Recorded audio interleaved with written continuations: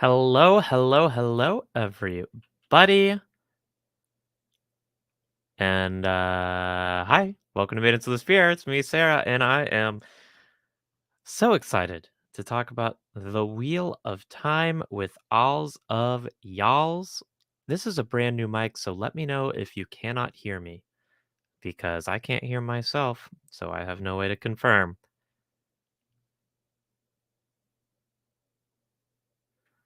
And I am waiting for Mary Lou and my dear sweet mother to join me, but in the meantime, Mary Lou, bye. In the meantime, how's everyone doing? How is everyone? Oh, you can hear. Boggy says sounds perf. Marissa says can hear fine. Hybrid Havoc can hear my goddamn heartbeat. And if you can hear my heartbeat, you know my heart is racing with anticipation over today's episode.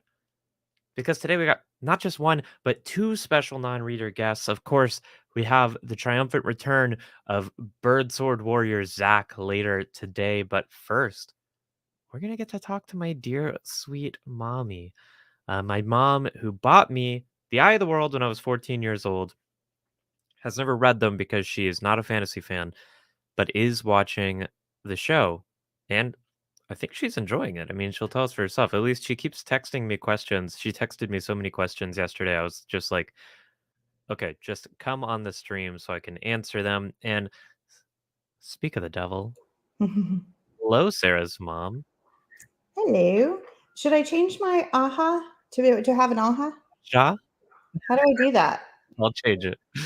Okay. I want to have a mom aha. There we go. So, hello, mom. You're live. We're live. Oh, Say wow. hi to everyone. And should I put on headphones? Yes, you should. And everyone, say hello to my mother. Hello, hello. Yes. People. Hi, Sarah's mom from Marissa. Yes, she needed to fix her aha. Oh, Indeed. aha. Pasut says hello. No, it's aja. It's not Spanish. It is the old Ah, tongue. sorry. Um, There's too much Hybrid Havoc says confusion. hello. Everyone says hello. So, mom, whilst we wait for Mary Lou, Hi, everyone. what are your thoughts so far Um, on the show? Scale 1 to 10. Do you like it? oh, I like it a lot more than I thought I would. Does my sound okay with these headphones on? Your Oh, sounds. oh, I'm not on headphones. Can you hear me okay? I can hear you okay. Okay, I'm gonna not use headphones. Yeah, because it was like I can't hear myself. No, I Here's like the thing. Here's the thing, people. Could I have brought my mom in first before going live and done all of this tech checking? I makes it could have, but then you would lose all the joy of of of working with your mom. of working with your mom. Valeria says hi. Caitlin says hi. I see two Wingless says hi. Everyone says hi. Hi, everybody. Hi, everybody. Oh no, I like the show a lot more than I thought. I really don't like fantasy. I'm a huge fan of fiction. I love fiction. But not a fantasy fan. I've always liked my fiction with a dose of reality. It kind of helps me process the world. And I know that for Sarah, reading this fantasy and especially Wheel of Time series has helped her process reality, but it doesn't usually work for me that way. But having listened to a lot of her YouTube channels now and having listened to the things happening going on and reading the tweets has definitely helped me gain an understanding of it. And also just like trying to learn everybody's names in the show has helped a lot. So yeah, I like it. Not being overwhelmed by the names. The names is a hard part for everyone. I mean, even our friends Vic and Zach, who are not Wheel of Time readers, but are both definitely big fantasy fans and D&D players and Lord of the Rings fans. They have a really hard time with the names as well. So that's not a you problem. I know, and I've enjoyed watching I've enjoyed watching what they say because I definitely relate to the names they've chosen for the characters and for the scene. So that's helped me a lot.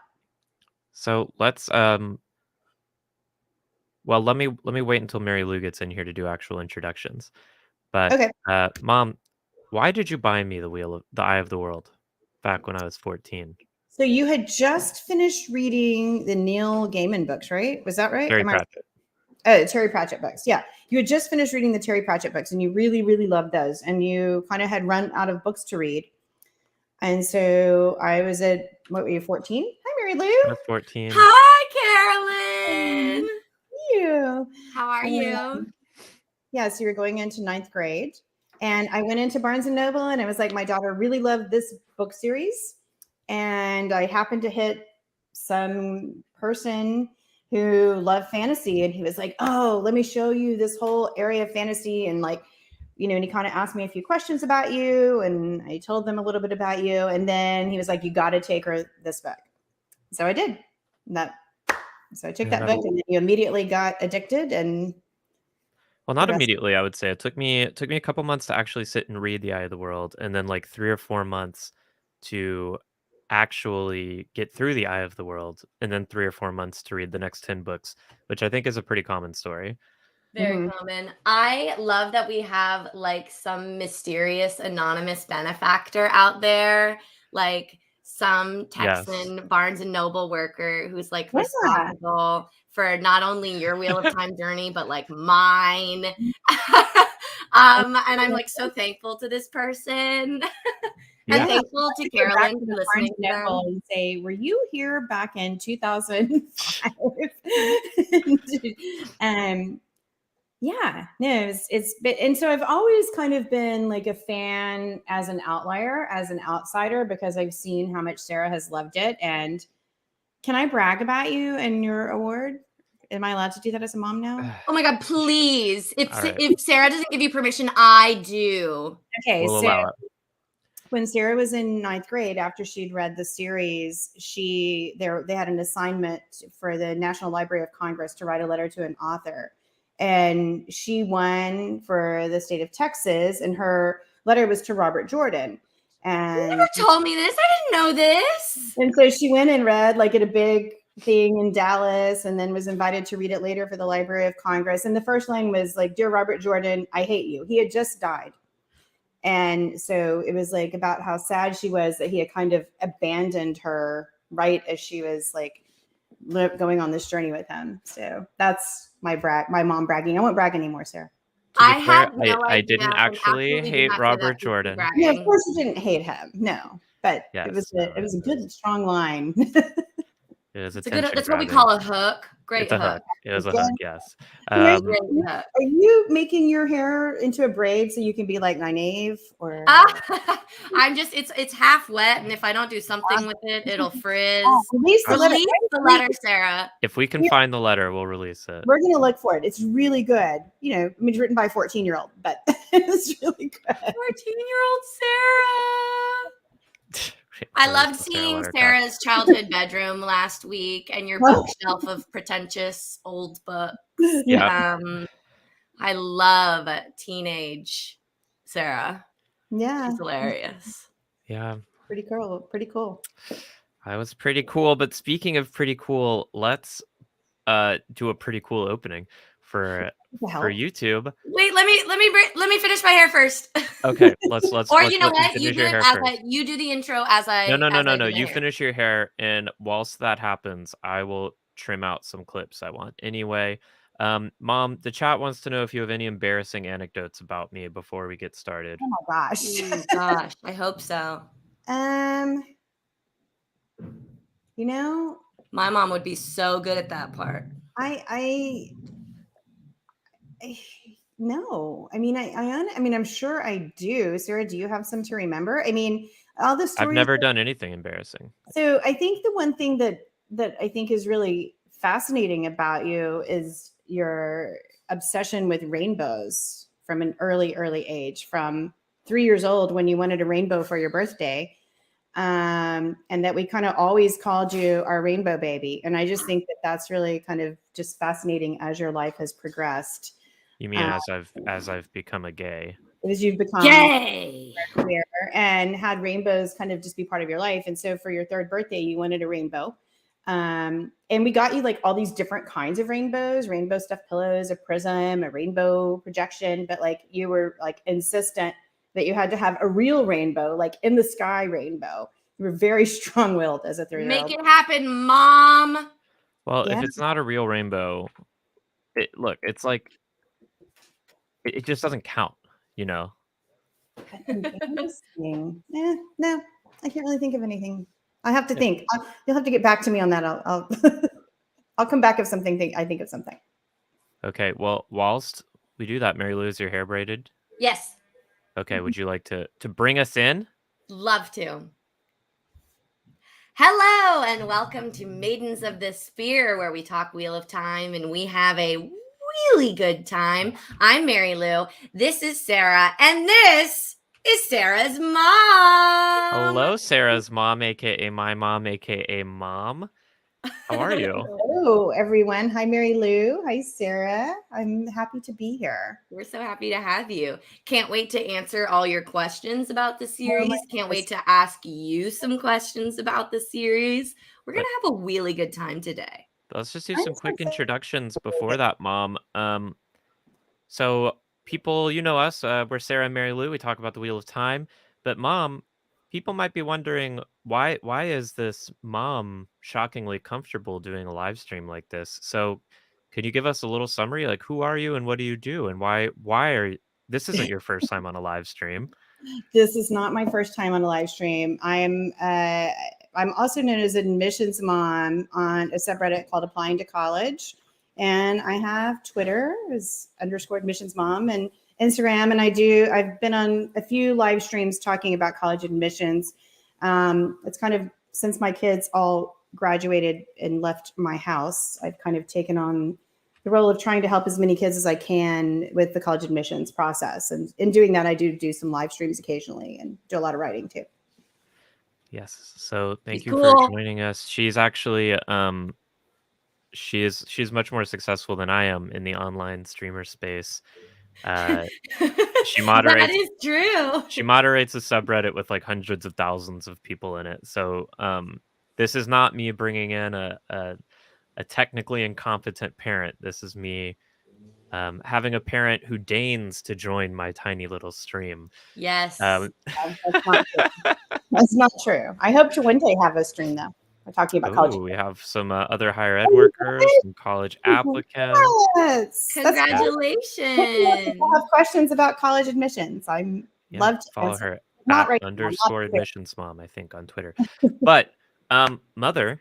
Yes, Sarah. You have not read The Wheel of Time. I have not. I have attempted. Is Eye of the World the first one? The Eye of the World, yeah. I have attempted Eye of the World probably 10 times. Oh my gosh. And I cannot get past the description in the beginning. The prologue?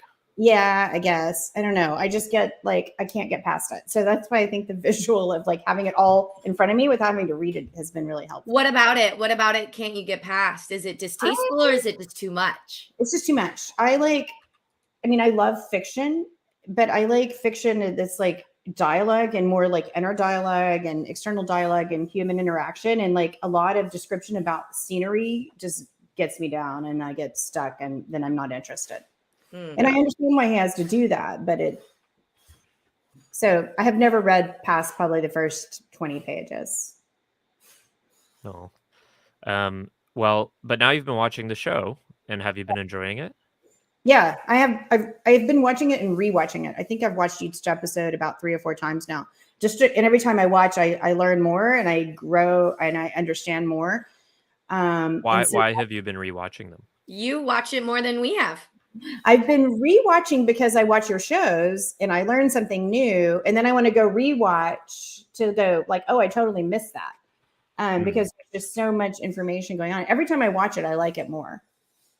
So, Mom, because you're a non-reader, I want to have and my little brother is in the chat. Hello, little brother. Hi, little brother.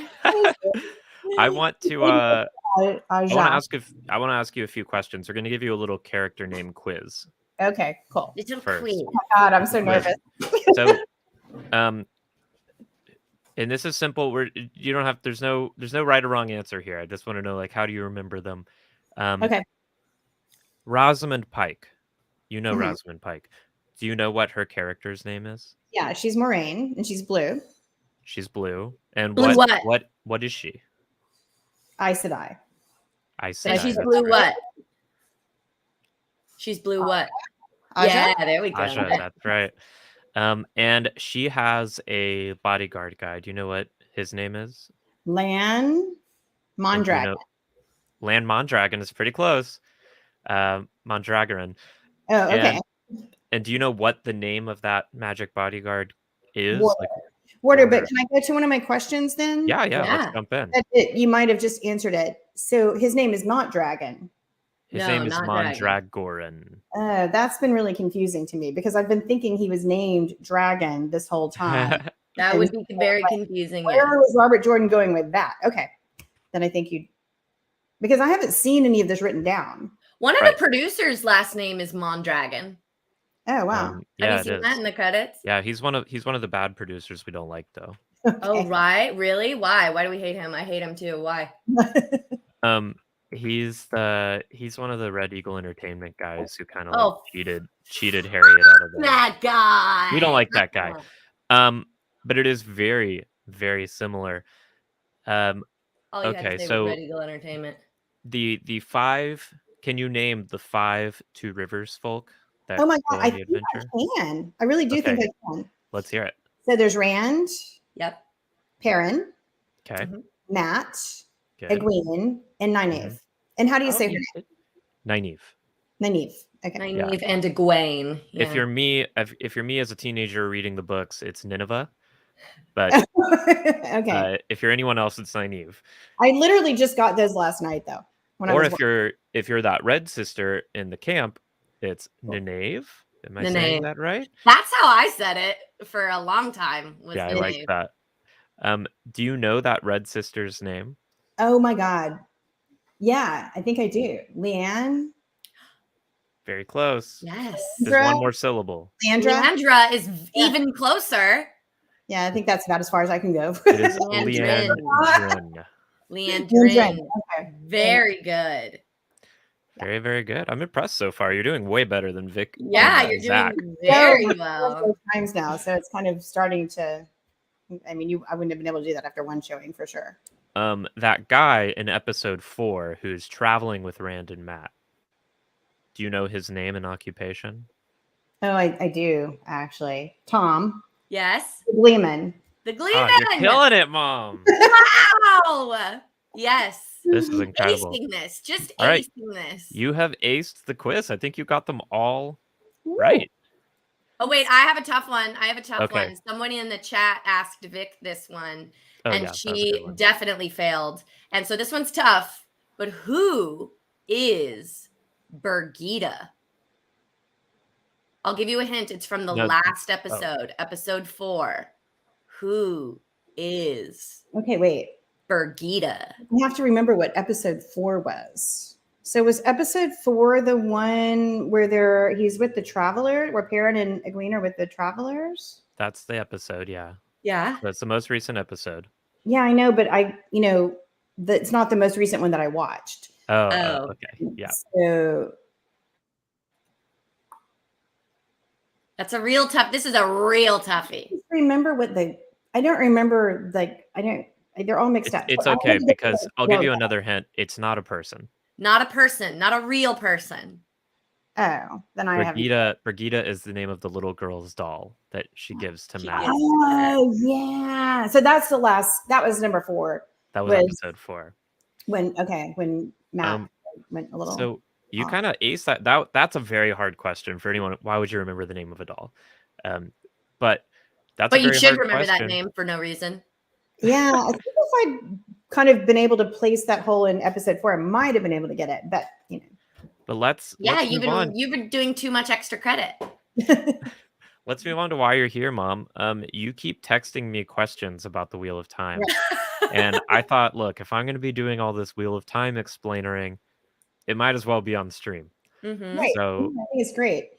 And I wish there were more people here who don't know the show, because I think we should do a show for newbies after it. But okay, so my biggest questions are the ones that were like the structuring of the Aes Sedai. That's the ones I think you were getting annoyed with me yesterday about. I wasn't annoyed with you. I was just thinking we should save the content. Okay, cool. I didn't want to answer your questions because I wanted them to be somewhat fresh on stream.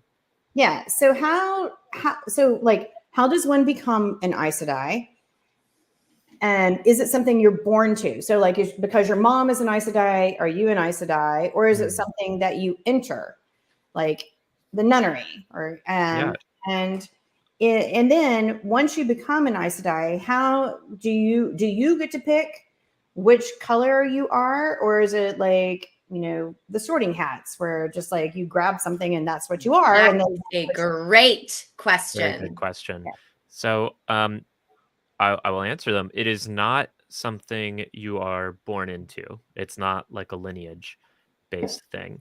Although that said, it might be possible that it is an inherited ability, maybe. Yeah, there's some might indication be something it's genetic about it. Not sure. And for reference, Mary Lou and chat, my mom, we're not keeping her as strictly spoiler free as Vic and Zach, because she doesn't care about spoilers. I've already spoiled many things for her. Yeah. And so we're not worried about that. I'm the same way as you, Carolyn. I can still very much enjoy something, even if it's spoiled for me. I enjoy it more. I don't mind spoilers at all. Yeah, I think I enjoy it more, kind of knowing what happens. And I think that comes from a history of being an English major and an English teacher for so long, teaching the same books over and over and learning to enjoy them the more I got to know them. Yeah, and I find it distracting if I don't know. Yeah, well, then I just skip it. I can pay attention better if I don't have these questions that might spoil something. Oh, for sure. So Hybrid Havoc suggests we make a distinction between channeling and being an Aes Sedai, and that's true. Hybrid Havoc, thank you. The ability to channel is something that you have, and people are born one of two ways. It's roughly 1% of the population can channel. I think it's 1% or maybe 1% have the spark, but a very small minority are capable of learning how to channel if they are taught. Okay, but I have a backup. I don't even know, like, these words: channel, weaving. Okay, channeling is doing magic. Channeling is accessing the one power, being able to do magic. So it's when the lightning is coming out of their hands. Chat, you can be full book spoilers. I'm cool with that. But yeah, Joseph, just so you know, get out of chat if there's full book spoilers. Joseph, get out of the chat. Little brother, run. So the weaves that you see, those lines of white light that you see, those are called weaves, which is how you channel the one power. So the form of channeling that it takes, the medium, is in a weave. You weave threads of the power into certain weaves that have effects. So that's what you can see when you see those white lines. So the channeling creates weaving. Let me put it this way, Mother. There is the power, the true power. It like exists in the universe. It's like sunlight or something. Yeah, I got that. I got it. If I can channel, I can bring that power into my body where I can process it. I can then emit threads of the power. Those are the lines. The patterns that I put the threads into, those are the weaves. And the pattern is that I create with the threads is what determines their effect. Yeah. So if I'm creating fireballs, I'll make one pattern, one weave. If I'm healing, I'll make another pattern or another weave using different elements of the one power. Okay, so while we're on the topic of all this, because this was all very confusing to me, just the terminology. So then we have the shields. So with the dude, what's his name? The dude in the cage? Logain. Okay, Logain or Logan? Logain. Or if you're Mary Lou, Logan. I call him Logan. But it's Logain. Okay, so I'm sorry, Dana Lou is right. The one power, not the true power, but it is the true source, which is always gets me confused. Oh, what's the difference between the one power and the true power? Honestly, true power, not important.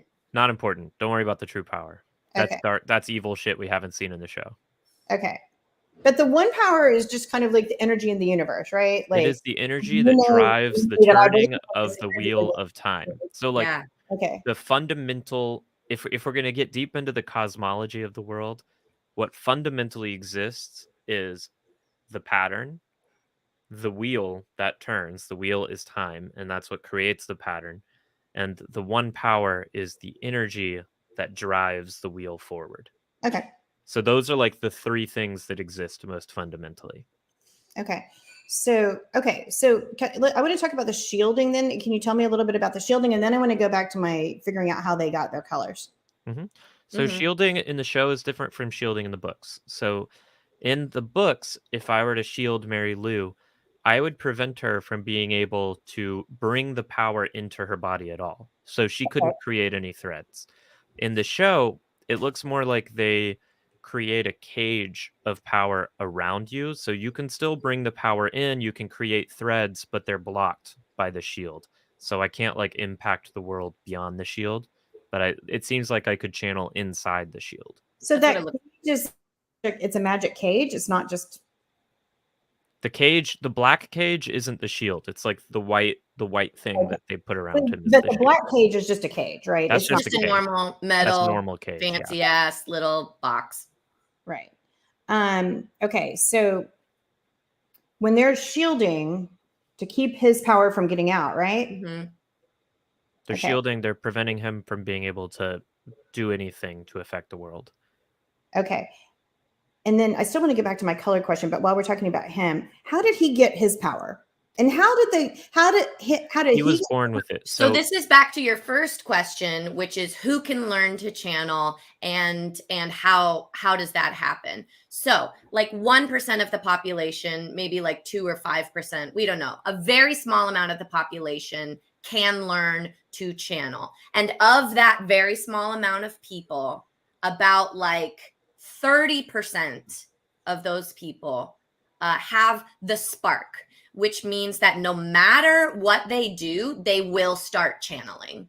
They will just start channeling in their lives. If they want something bad enough, they will access the one power, not on purpose. It will just happen to them. so And the some other people 70% can only learn how to channel it. They don't have the spark. If they just went through their whole lives and nobody ever discovered them, they would never channel. But people who can channel can sense the ability in others.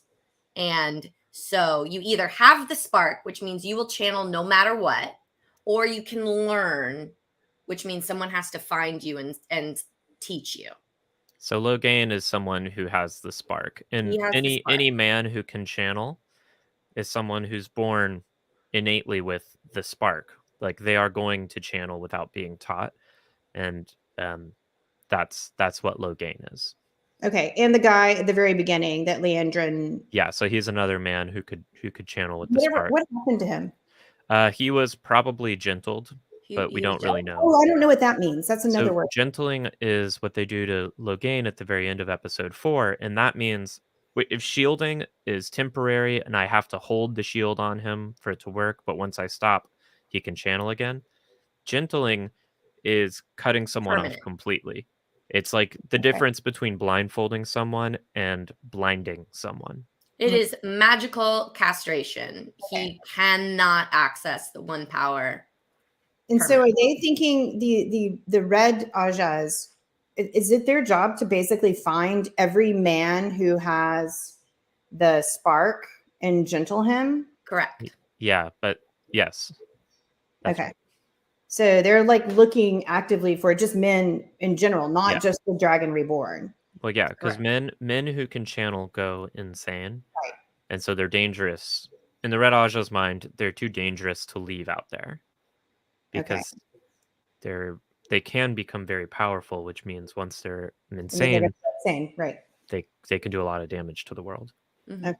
So, like, are there people? And there is a theory. I think you'll enjoy this theory. So I am going to tell you, even though it's a bit of a spoiler, there's a theory that some of the Aes Sedai have that because the Reds have been hunting down men who can channel for hundreds of years, they've been culling the ability from the population because it is like an established fact that Aes Sedai are becoming, one, less frequent and less powerful. So there are less people in the world with the spark, with the ability, and their power levels are on average much less powerful than they were like in the Age of Legends. So the theory is that the Reds have sort of been culling the ability from population. By killing, okay. So can Aes Sedai, so I'm going to go back to now your something else you mentioned. And can an Aes Sedai not have the spark and totally learn magic? Yes, but not everyone can learn. So they have to be born with the ability. Yeah, only only like 2% of the population can even learn. Okay. And that is just inborn, genetic. It's not something you can earn. Did the Aes Sedai actively go out looking for future Aes Sedai? Yes how and did no. they keep themselves going? They do that. They go around and they test girls, but they don't do it very much. And there might be a difference in the show. Like the story Nynaeve tells about the woman who raised her going to the White Tower. We don't know the details, but in the show, the Aes Sedai would never turn away someone who could learn how to channel unless she was like very, very weak. So weak that she couldn't cause any damage to herself or others. Okay. So it depends, but they kind of do. But there aren't many Aes Sedai. There are only like 1,000 Aes Sedai in existence. So they just don't have a ton of resources to like send people all over the world doing this. Mm-hmm. Deadsy makes a good point that if someone is discovered as being able to channel, they are like legally required to deliver them to the White Tower, and it's sort of like culturally that's from expected. The men who could channel. Oh, that's men who could channel. Oh, okay. But yeah, it is sort of like expected that if a girl shows some strange tendencies that, you send them to the White Tower. Okay. And then the wisdom, I asked you this, Sarah, yesterday. So when they call Nynaeve the wisdom, Mm-hmm. and that just means like within her village. Mm-hmm. Yeah. Does she have magic? Or so a lot of wisdoms can do magic or can learn how to do magic, and it's just that like people in remote areas who are magically sensitive find themselves in that position, but the actual role of wisdom is not related to magic at all. They're just like herbalist healers. They're like the wise woman of the village. So every village has a wisdom, and sometimes because of her abilities, it is a woman who had the spark and who learned to channel, not knowing that she's channeling. And they call it listening to the wind. Right. So for the wisdom. Why was Egwene chosen for that? Why did Nynaeve choose Egwene? Yeah, so I think it's implied that within the show at least, that the village has some tradition for determining whether or not a woman has the spark, or as they call it in the Two Rivers, they can kind of tell if you can listen to the wind. So we don't have a ton of details on that ceremony, but it's just assumed, I think, that like the village has ways of telling when women can listen to the wind. Okay. And so those women or maybe are kind of Nynaeve just intrinsically sensed it in Egwene. Right. Okay. Because there are the majority of wisdoms cannot truly listen to the wind, but they say they can because that's their cultural tradition. Wheel Chazil, you don't have to be on your best behavior. I promise my mom doesn't give a fuck. I'm totally cool with that. We love you, Wheel Chazil. Welcome. What does H stand for in what he just said? They just said. Oh, toe. Oh, good question, Mother. Because you don't know, you do in fact, if it'll work, get toe. But the fact that she asked and showed a willingness to learn means you have much G. Much G. These are cultural things from a culture we have not encountered in the show yet. So but that our Maidens of the Spear, that's our like handle, our title. That's the same culture that G and toe is from. It's essentially a system of respect. Okay. Yeah. So if you gain honor, you gain G. But if you bring like shame upon yourself, that's toe. Okay. Yeah. Well, no shame for. So Wheel Chazil, of course, is this is Wheel Chazil. Wheel Chazil has so much toe. So much toe. And even more toe because he wants it. And you know what? Deadsy, for that culturally insensitive comment. Very culturally insensitive. Deadsy gets toe. That's our culture, as Maidens of the Spear. Yes. And as Pasut points out, not every wisdom can listen to the wind. But every girl who has the spark will become the wisdom. I don't know if that's true, but it's probably likely at least. But likely, very likely. Why wouldn't she go become an Aes Sedai instead of a wisdom? Well, because they don't always know that they're channeling. the show confused things a little bit by implying that like Nynaeve seems to know listening to the wind might mean the same thing as channeling. In the books, they have no idea that's what it means. No idea. Okay. And also, even if they did, if they had an inkling, Aes Sedai and the White Tower are incredibly feared amongst most of the population, which is not something they've totally, I think, gotten clear in the show, is that they are absolutely terrified of Aes Sedai and the White Tower because there are so many stories. I've gotten that. And that leads me to another question. And I still want to go back to how they got their colors, but that leads me to another question. Can you give me some kind of hint of the geographic range of the world they live in? Yes, I can actually. Cool. Yeah. Is it like the size of the United States or the size of our entire world? Or well, where's the White Tower in relation to the rivers? Well, let me. I just removed. Oh, there it is. Okay. So here is a map of the world. Okay. So, this area, it's the continent in the top right. Okay. And you see the area called the Blight. Yeah, Canada. And you see the area called the Aiel Waste under the Blight in the middle there. I guess Europe, isn't it? Yeah. So everything to the left of that, it's kind of a rectangular block of land. Okay. That's the world that most of the story takes place in.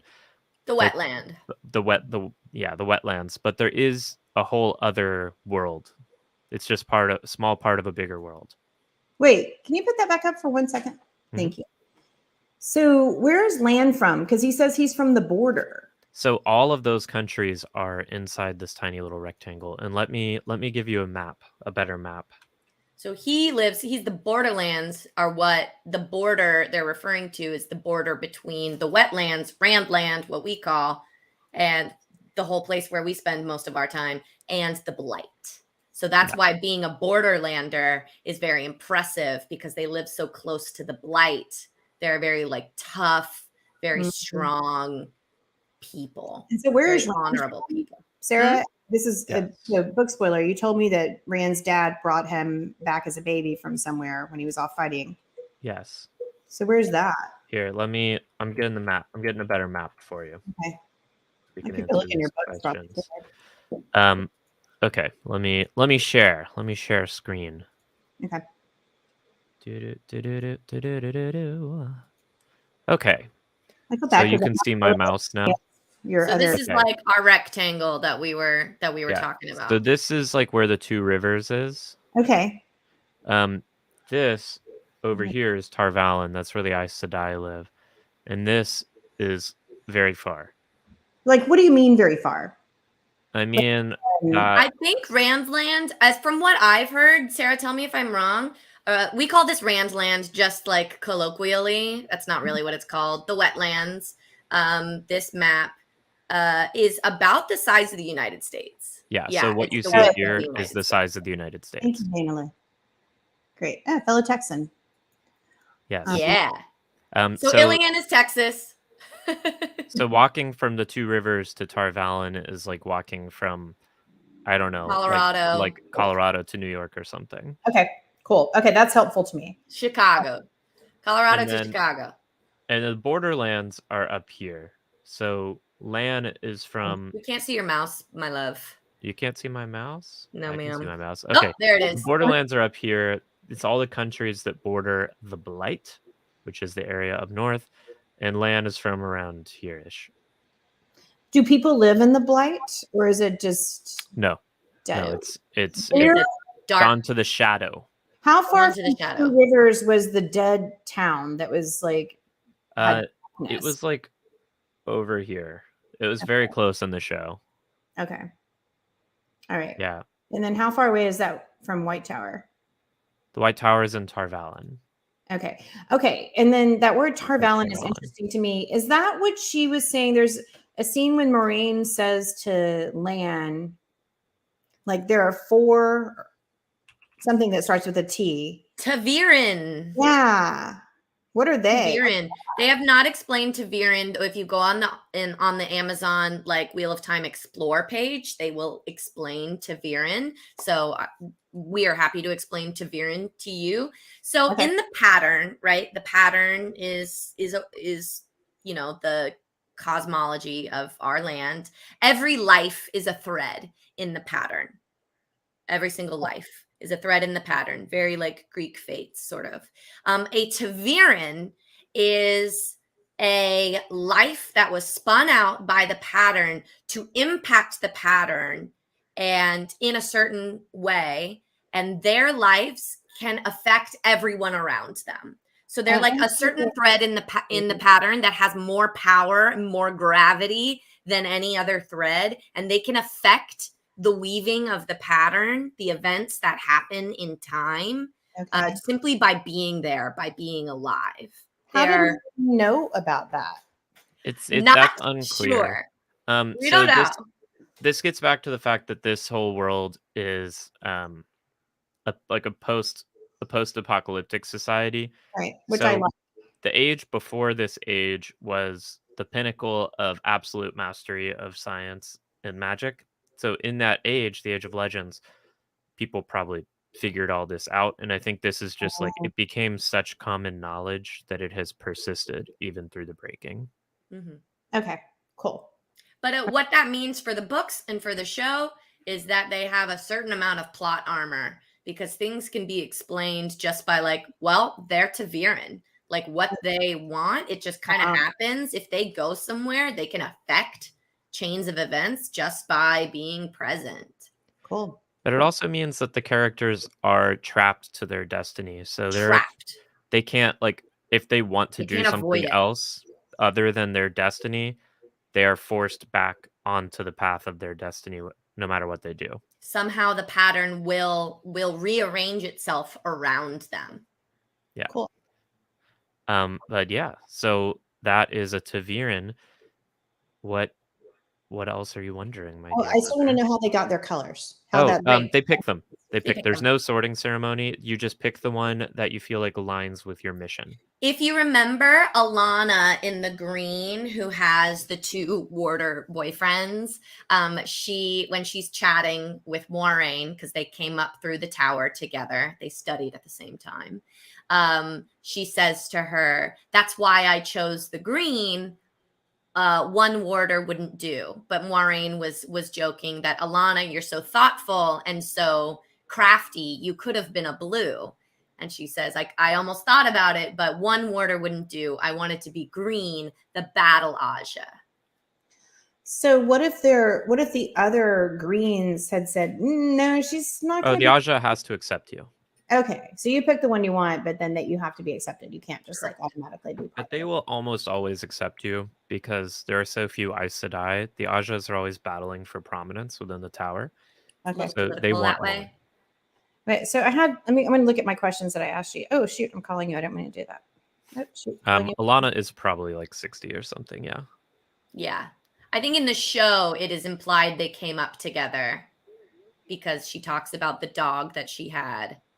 Oh, and maybe then she might have been a nice teacher. Or something. Okay, you know what? I got the impression that they were like old classmates, but you know what? I think I could have been wrong about that. So here's a question you couldn't answer yesterday, so maybe we can talk about this a little bit because I really feel like this has some meaning. Do you know what question it is? That I couldn't or didn't answer. Yeah, because I think it was just making me look bad on stream. What was the question? Well, it's when he said, "I have no idea." Come on, the stream. That one. Oh, the sheep.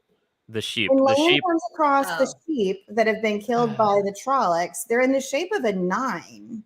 They're in the shape of a dragon's fang. It's called the dragon's fang.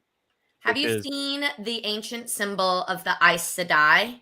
Yes. It is a black and white flowers on my table, right, Sarah? Yes. Yes, it looks like the yin and yang without the dots. So, colloquially, it's known, the white half is known as the Flame of Tarvalen because the white side represents Saidar, the female half of the one power, and it kind of looks like a flame. So it's the white flame of Tarvalen.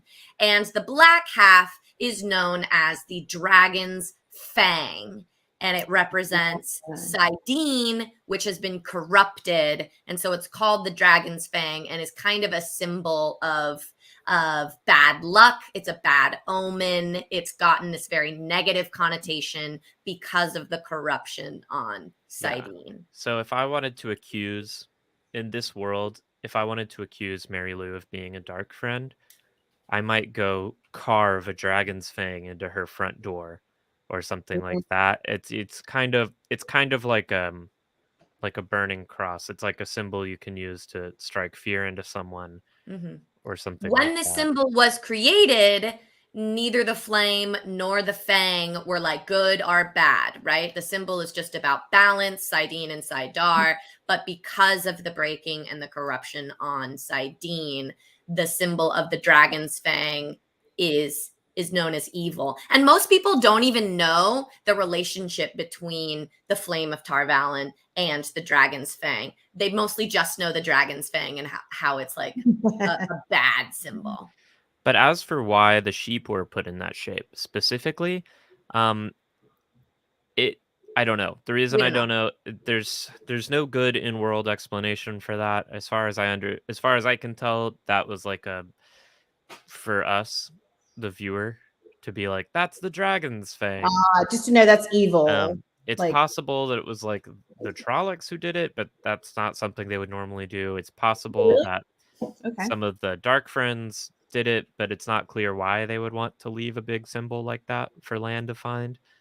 The show didn't really give us an explanation, and no, our best explanation of it is that it looked cool for TV. Didn't Lan go tell Maureen about it and telling her that that's what I'm saying. Like, it's weird that they would do that.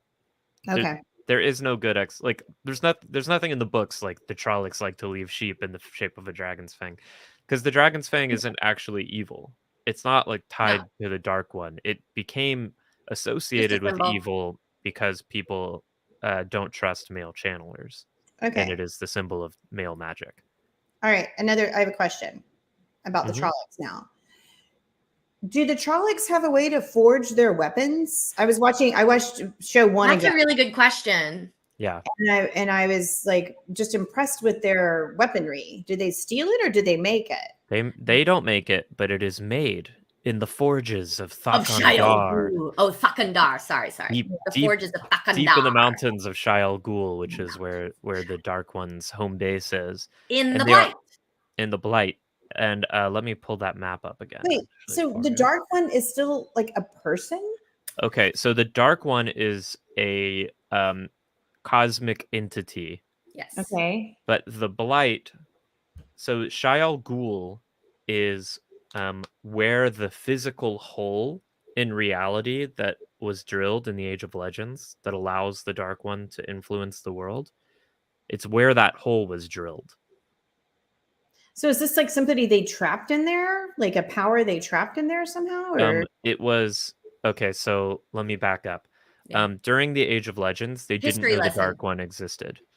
So the Age of Legends is like our time, right? It's after our time. After our time. It is a super scientific advancement. Absolutely utopian. War doesn't exist. Famine, disease has been eradicated. They have sword fights for fun. It's only a sport. Like they just don't know. They don't know about poverty or violence or war. Doesn't exist. The Dark One is an immortal, infinite cosmic entity. It's not like a person. It's not a personality. It is kind of the antithesis to existence. And what it craves isn't so much evil, but the end of like time itself. And it exists outside of the pattern, or it did. So the cosmology in the show, when the creator created the wheel and the pattern, he locked away the Dark One, and it like kind of exists under the pattern, but it wasn't able to touch it.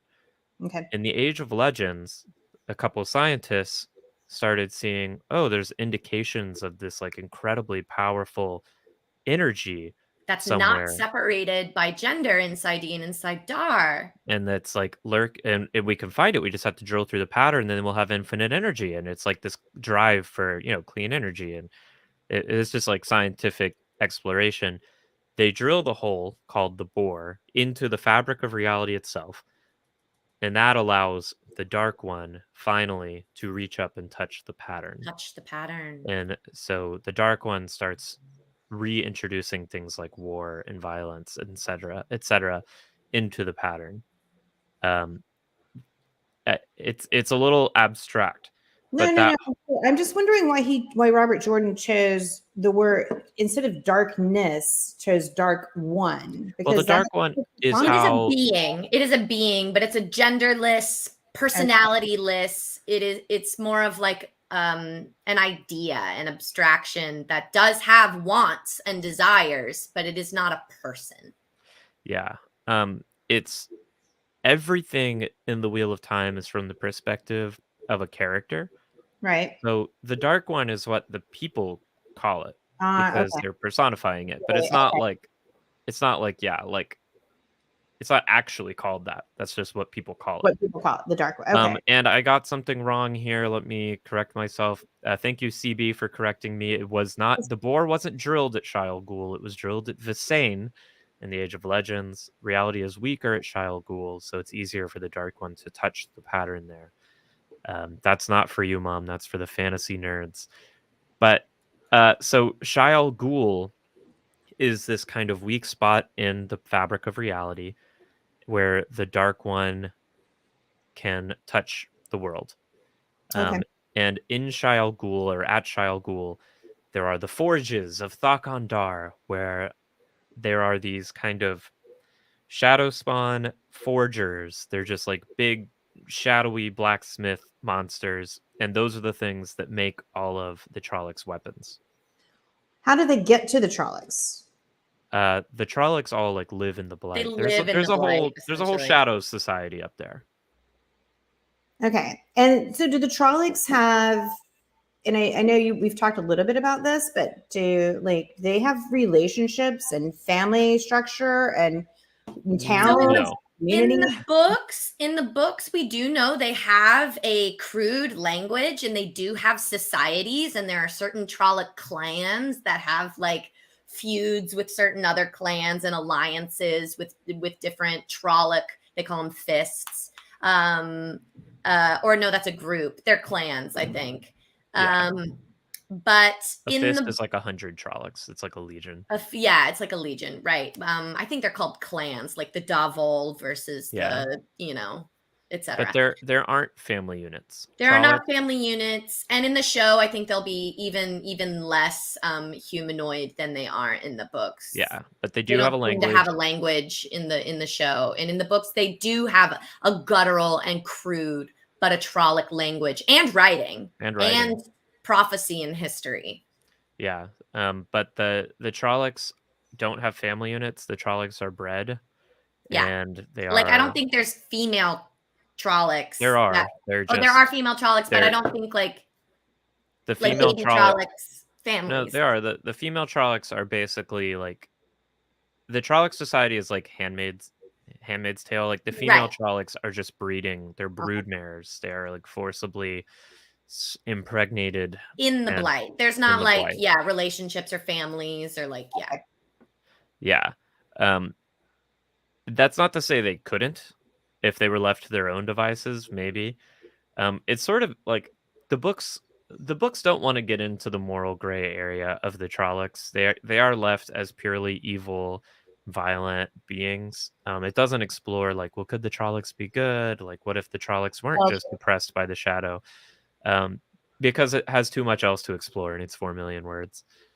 Yeah, so there is no let's look at this from the Trollocs perspective, and there's none of that. The Trollocs are evil. The Trollocs, whether it's it might not be genetic, but the Trollocs are fully raised by the shadow, bred by the shadow. And they were invented by one of the Forsaken who developed them, much like the orcs were invented as bastardized elves. The Trollocs. I've never seen. I don't do fantasy. Yeah, no worries. No fantasy references will work. Okay, sorry. They were invented. They were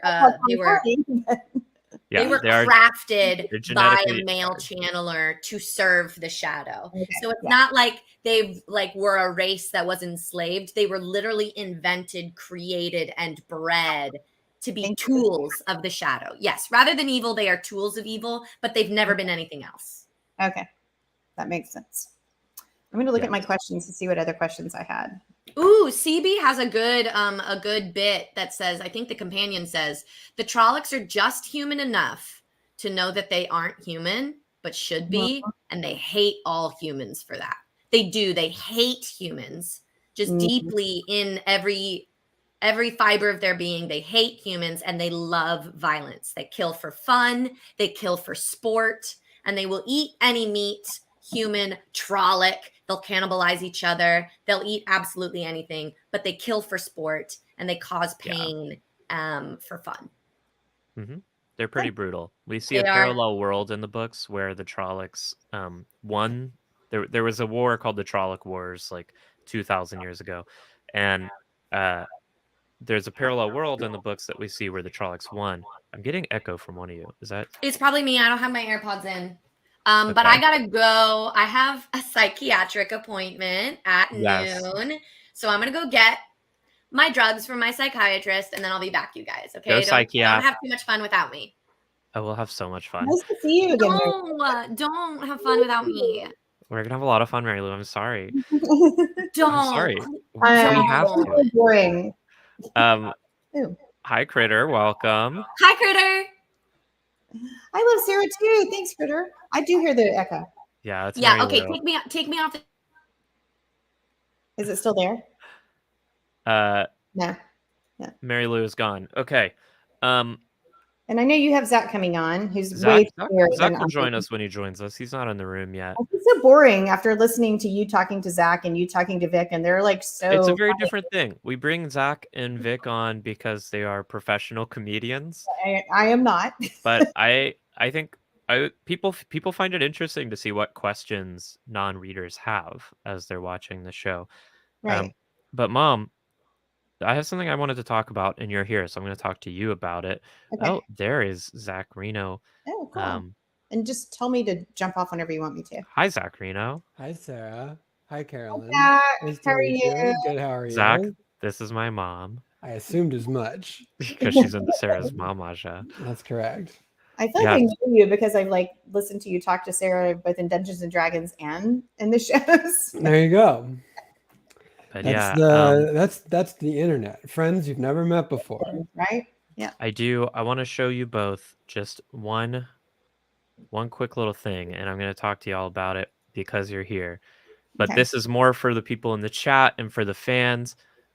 I just want to let y'all know it's been confirmed that Layla, Perrin's wife, is not a dark friend. Okay? People kept accusing her of being a dark friend. She's not a dark friend. Sarah Nakamura said it. The actress playing her said it. And y'all can stop with that Copland talk now. Stop scrawling dragon fangs on people's doors. Zach, you hate that Copland talk, right? You know, of all the kinds of talk in the world, I think Copland talk is among my least favorite. Yes, now, what is that exactly? The Coplands are a family in the Two Rivers who are famous for being just like annoying, gossipy, quick to accuse. Yes, hello, Zach Reno, aka Percy from Stream of Blood. Oh yeah, that's right. Percy's, I'm relatively certain, dead in Stream of Blood. Although it took me a minute. I was like, Percy, and then I remembered. Then the stupid decisions I make as a character creator came flooding back to me. But yes, hello. Stream of Blood is great. We love Stream of Blood. Do we love Stream of Blood publicly on this stream? Oh, we love Stream of Blood. Yeah, we love Stream of Blood. Okay, good. I don't know what it is. Sorry. Stream of Blood is our friend's D&D podcast that both Zach and I have guested on. And that's me for most of what Sarah is talking about on this show. Is meaning like, I don't know. It seems good and cool, and I'm into it. Yes. But Mom, Yeah. I'm sorry, but it's time for me to say goodbye to you so we can get into our Bird Sword Warrior talk. Yes. Thank you so much for joining us, Mom. We'll have you on in the future to answer any other questions you have about the Wheel of Time. Sounds great. Thanks for having me. Y'all have Say fun. goodbye to Mom, everybody. Bye. Bye. Fun. Oh, I didn't know that. Not cute. Welcome. Come back, Sarah's mom. Sarah's mom will come back. But Zach, do you mind if I do a little YouTube intro for a second? Let's do it. I don't know what that means. I love it though. Hello and welcome to Maidens of the Spear, where we talk about the Wheel of Time. And Zach, do you know what else we do? What else do we do? We have a really good time. That's right. That's right. Today I am joined by my very lovely, hilarious friend Zach Reno. Hello, Zach. Hello, Sarah. I'm just really excited to be here to have a really good time. We'll And we're really excited to have you. We're really excited to be here.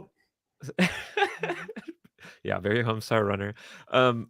Zach, have you seen episode 4? Sarah, I watched the whole thing. Can you watched believe the it? whole thing. Now you said it comes out on Thursdays. It comes out Thursdays at 4 p.m. PST. All of the promotional material by the Wheel of Time team insists that this show is a Friday release. Now, what do you think that means? It means Friday at midnight GMT is what that means. Okay.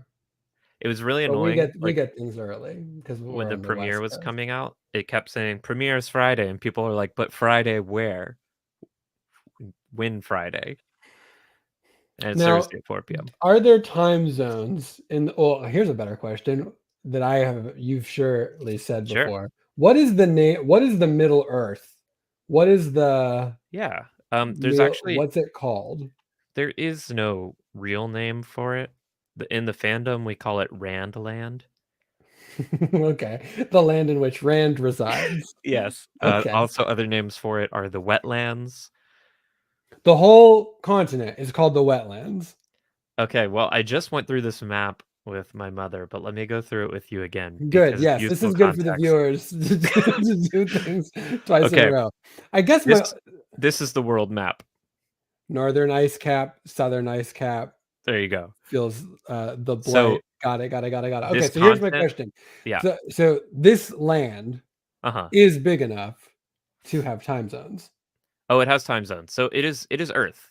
This world is Earth. We've talked about this. I remember now. So when we say Friday, where? Fill in the map one more time. Okay.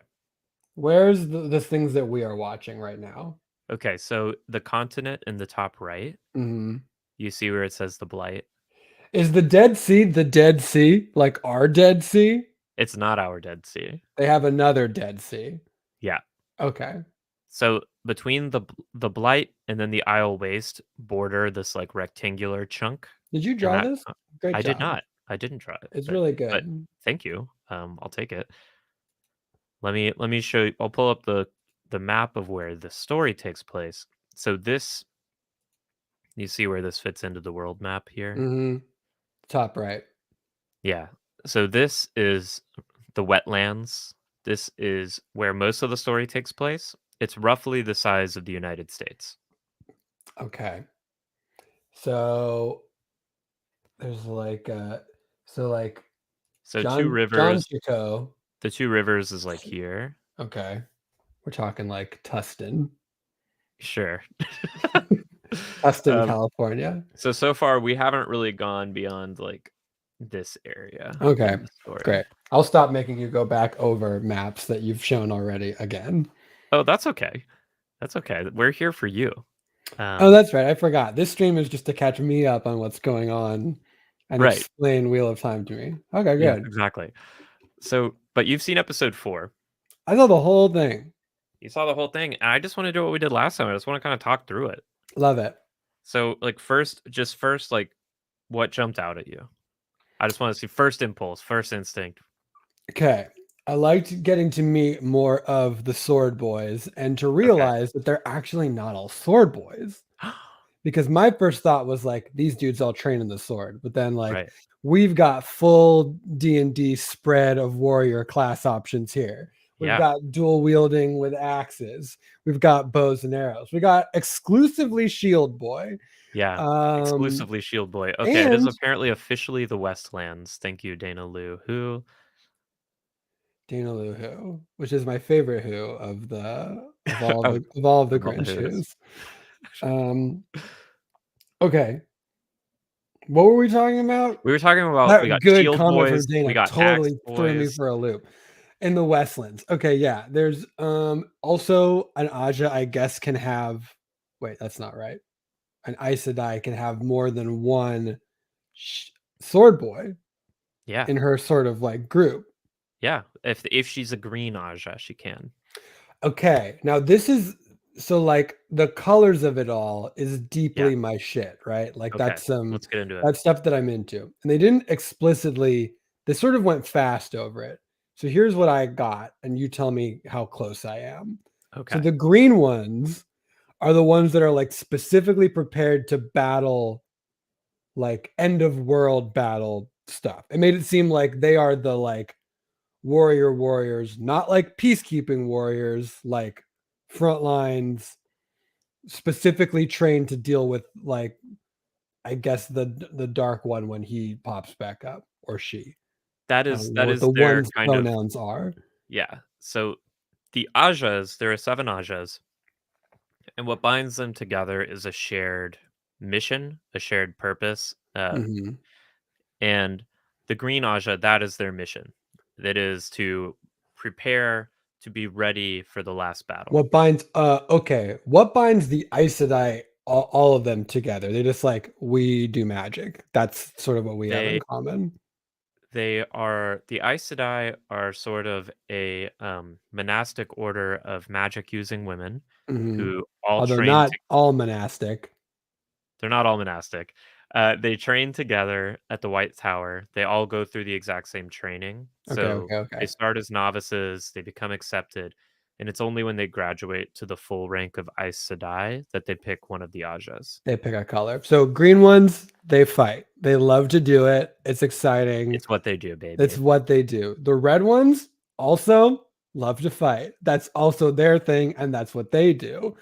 Not exactly. And then the blue ones also love to fight, and what they do is they fight. No, so the blue ones are sneaky spies.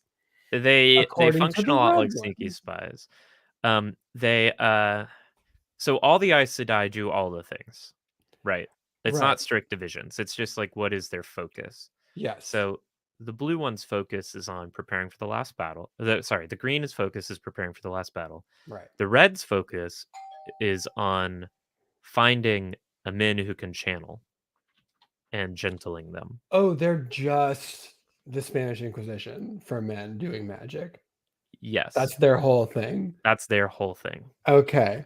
And that gentling is it may have been I am trying to think of what other sci-fi or magical property I just encountered this in, and I was like, oh, this is probably, I don't know who was first, probably Wheel of Time, from this other thing that it was like, man, I wish I could think of it. I'm sure like Avatar: The Last Airbender when Aang removes Fire Lord Ozai's ability to bend. At the end, yes. I'm thinking of an older property. I'm sure that someone in the chat will know what it is, but it's like a whole thing where they go around just like stripping people of their, I mean, it's a little bit akin to like Golden Compass severing people from their thing, but that's not even, I forgot what it was. It might be sci-fi. It might be, have you read any of Becky Chambers' Wayfarer series? I have not. For anyone that likes sci-fi and when likes reading books that are not too long, the Wayfarer series by Becky Chambers is excellent. The audiobooks of it are great. I think like it's won multiple Nebula award. It's like very good. It's really, really, really, really good. That's the end of Dragon Age? I have not really played. I have a Dragon Age on my Switch, but I haven't played it. Well, anyways, Zach, continue to guess. We're not here to talk about other properties. Yeah, so as Mary Lou says, the Reds are the feds, and that's so interesting that Mary Lou is in the chat but not on the stream, because traditionally the host, as I believe Mary Lou is, yeah, she is, is she concurrently working? Mary Lou is in a psychiatry appointment right now. Mary Lou, why don't you focus on yourself, okay? Yes. And let us handle this. So if the reds are the feds, the blue are the CIA, the blues are dedicated towards so all the Ajas think what they do is the most important thing, right? Mm-hmm. The reds think the most important thing to protect the world is to eliminate men who can channel before they can go insane. Right. The blues think we need to be there. It's said that they're just like dedicated to causes, but it's not ever specified what cause, but partially that's kind of their secret. Like the blues are always trying to manipulate global events to achieve their ends, Okay, but we don't really know what their ends they're are. the Illuminati. They're kind of the Illuminati, Aja. Okay, a Bluminati, if you will. They're the Bluminati. Okay, I like that. I thought that was cool. I liked seeing them all get together and doing their thing. I'm trying to remember what else. Oh, right. So we can start. So we started with our boy Logain. Do you know who that is? Hold on. If it helps, Vic Michaelis refers to him as Lotion. No, which one's that? Is that the guy? No, not the guy in the cage. It is the guy in the cage. Oh, okay. He's got a name. He's got a name. Okay. I liked him. First of all, this is an attractive man. Like, he's very attractive. Like, look at this guy. Yeah, Lotion's hot. Look at everything about this man. Like, yeah, he's very attractive. Canonically very attractive. I mean, yeah, he's the leader of men, and I guess kings go to battle for him. If what we thought was true. He was dope. I liked him. He seems like he is about to be much less of a part of this story post this episode to me. I hope not, but my first impressions of him is that I like him a lot. And you like him? Well, yeah, I mean, the voices whispering in him are like, it's like the madness, right? If we are to believe what the Aes Sedai say, that they're like, you could kill him, and he's like, I won't kill him. He'll be my friend. Yeah. And he's also like he seems to be more powerful if than the Aes Sedai. It takes like two of them to hold him back. He's very powerful. Alana, the green sister, says he's more powerful than anything I've ever seen. Wow. And he's pretty new at the magic thing, so that's pretty impressive. New. He's new because men don't have anyone who can teach them. They just have to figure it all out on their own. And that's by choice? That's because men who can channel are hunted down and gentled. And then that's not just like you can't do magic, go live your life. It's like they basically all go crazy or get sad and commit suicide. Basically, yeah. So like you're getting that from what Tom tells Rand later. Yes. Yeah, so basically, like the way it's described in the books is that touching the one power, being filled with magic, it is like being on super ecstasy. Like it's addicting and it makes them incredibly high. And anyone who can do magic, whenever they have to release the one power, they're always like, "Ugh, the world just seems dull." They're coming down after it. Yeah. Yeah. Okay. So once they're cut off from being able to do magic, like pretty much everyone becomes suicidal unless they're able to replace that with some like very strong purpose or mission. Like gardening is not enough. Has to be more than gardening. It's kind of personal. Yeah. Okay. But a lot of people end up just killing themselves. I want these men to find sort of solace in new hobbies and new purpose. But I guess it is tricky when your first thing that you could do is channel the literal power of the earth. Right. Tomatoes are maybe not quite enough to get you there. Yes. It is. Everyone's on their own journey. Maybe it is. Look. I hope Logan, is that his name? Logain? Logain. Because he couldn't be Logan because it's fantasy. Logain seems dope. Do we know where he's from? Is he just a guy? Because he like sacks an entire kingdom. Yeah, he's just a guy. I'm just a guy. And he just like sacks a whole kingdom. He's just like, this is actually mine now. Yeah. Okay. It shows how powerful magic is. So like Aes Sedai are limited by the 3 oaths. Right. Don't kill. Mm-hmm. don't heal yourself. That's not an oath, but yeah. And don't kill, don't heal yourself. Thou shalt not. Zach cannot see the chat, so you can spoil things in the chat. If you'd like to spoil things in the chat. Yeah. I'm abstaining from the chat. I've been told that's the safe way to consume this stream. Yes. And I'm just trusting Sarah to pass along anything that I need to know from the chat. Yes. Don't lie. That's one. Thou shalt not lie. Thou shalt not use the one power to kill people unless absolutely necessary. Right. Are you sure the third one isn't don't heal yourself? I forget the third one. You know what? Now that I think about it, you're right. That actually is the third oath. What's the third one? The third is they're not allowed to use the magic to make weapons. Don't make weapons. They can't make magical weapons. Which we haven't seen, but like someone basically definitely did, right? Like someone did that. Like we're gonna watch someone do that. So they have done it in the past.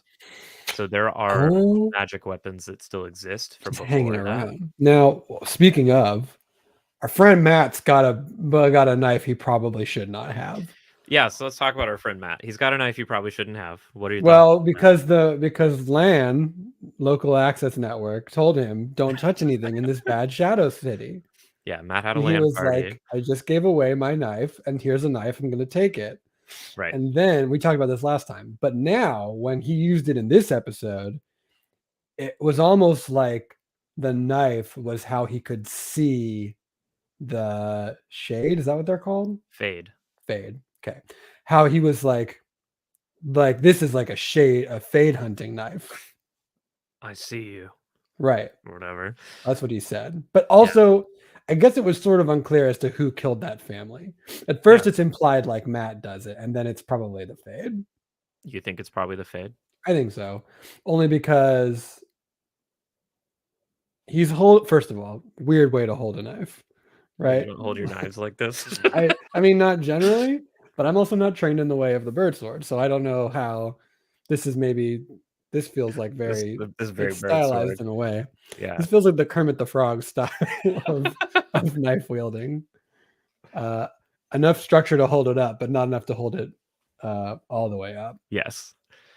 That would be my guess. It's got a big red gem in it, and that to me says this is. It was also in a shiny box. If you recall. It was in a shiny box.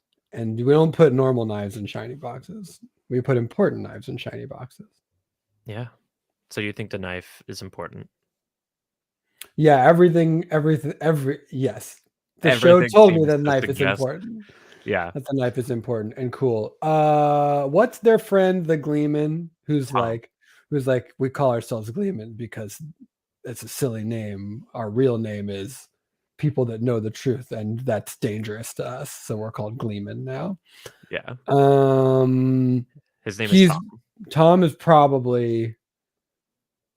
I mean, he's not dead, because if he was dead, then they would have showed us that he was dead. They would have showed him dying. No body, no death yet. So maybe we'll open up with him being dead later, but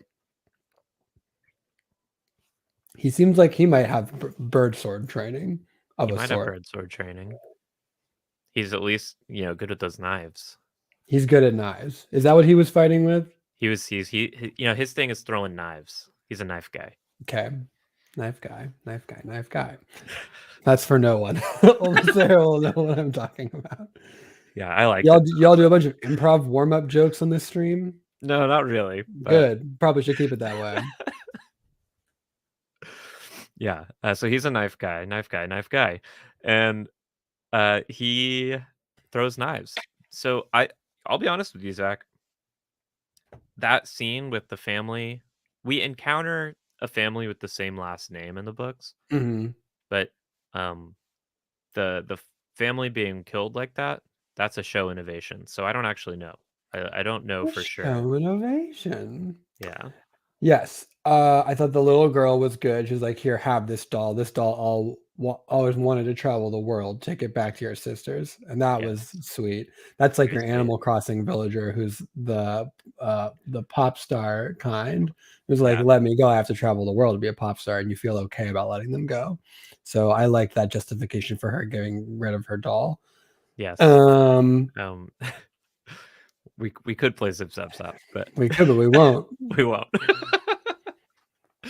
So, before we get to that scene, let's just stick with Matt and Rand. I jumped way ahead, right? We can go back in order. You jumped very ahead. Go back, do your thing. Let's just go through the Matt and Rand plot line. Okay, that's good. So we see them, they ride, they're like, we'll stay in this barn. And then the dude with the bow and arrow is like, will you though?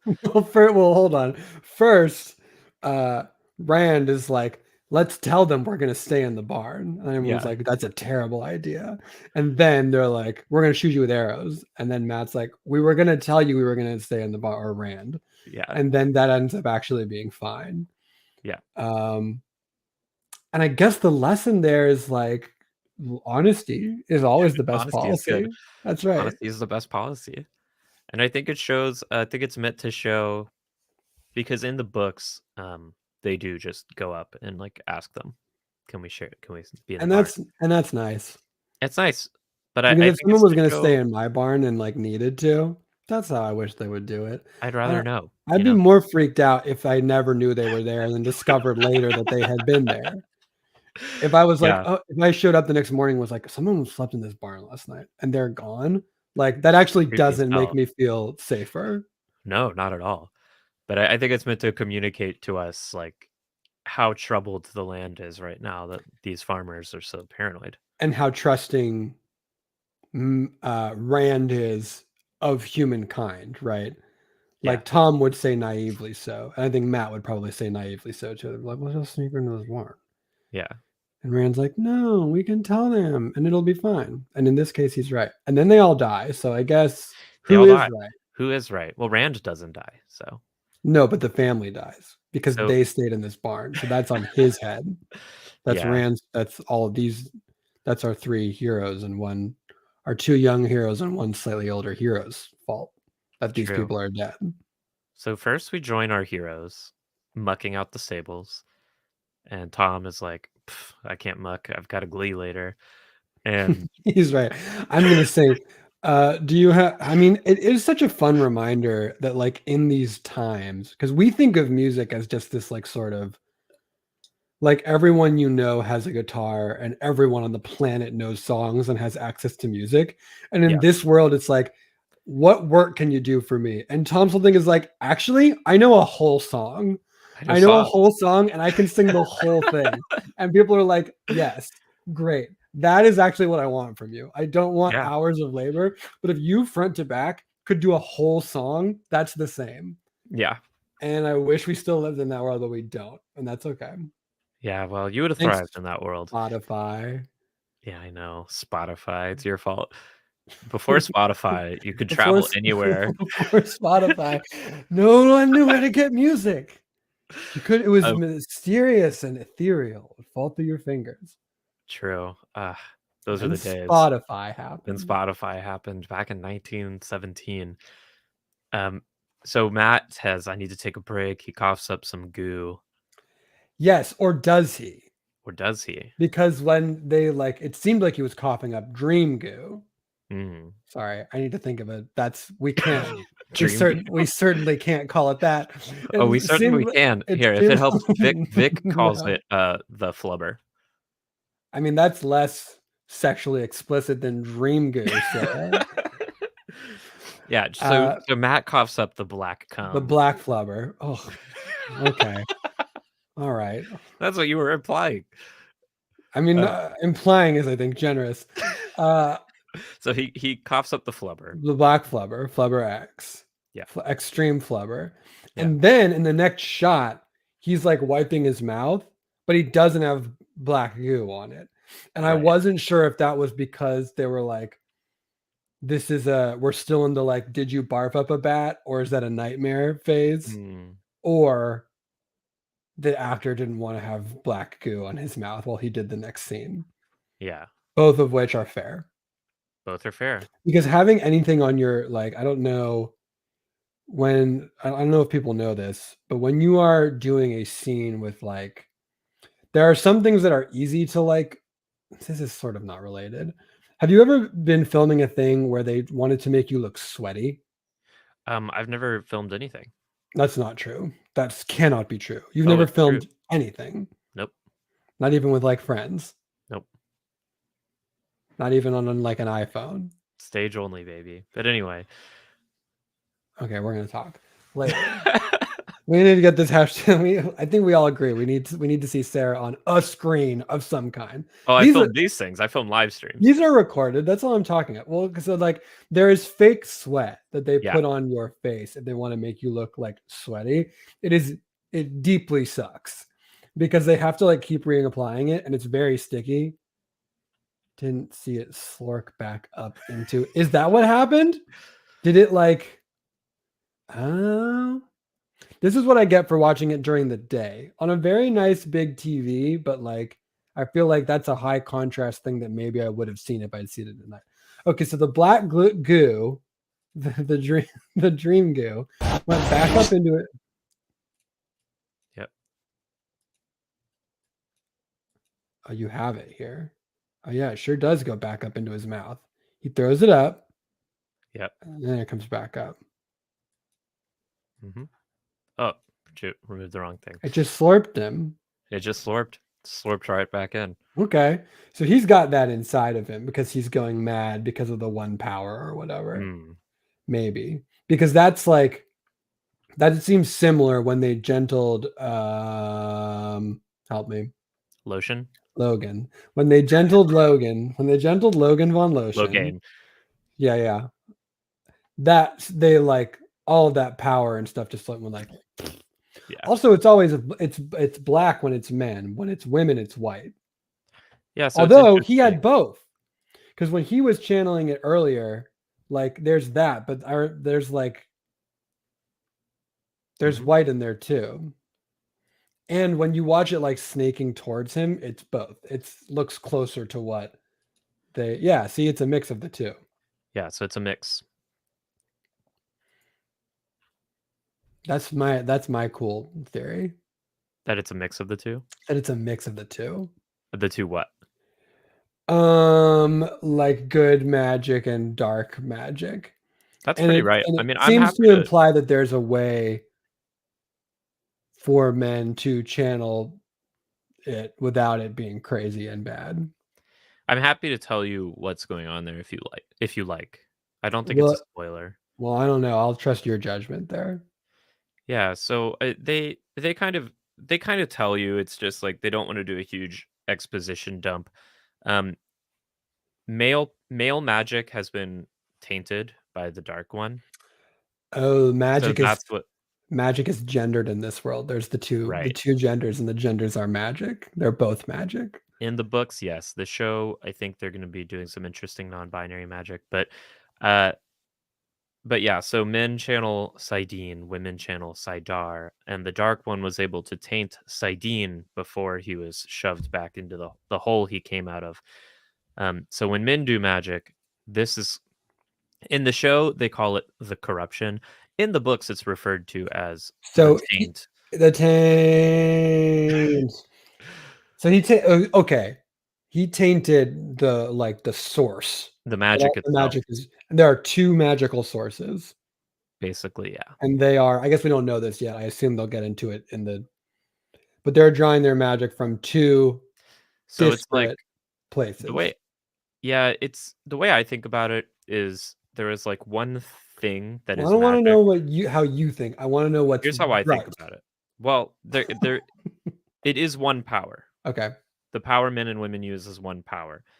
The way I think about it is that the one power is like the full spectrum of light, and women are able to channel one set of wavelengths of it, and men are able to channel a different set of wavelengths of it. So it's the same magic. They just have access to different facets of it. Parts of the spectrum. Yeah. And part of the spectrum has got hashtag the taint. Right. Okay. That checks out.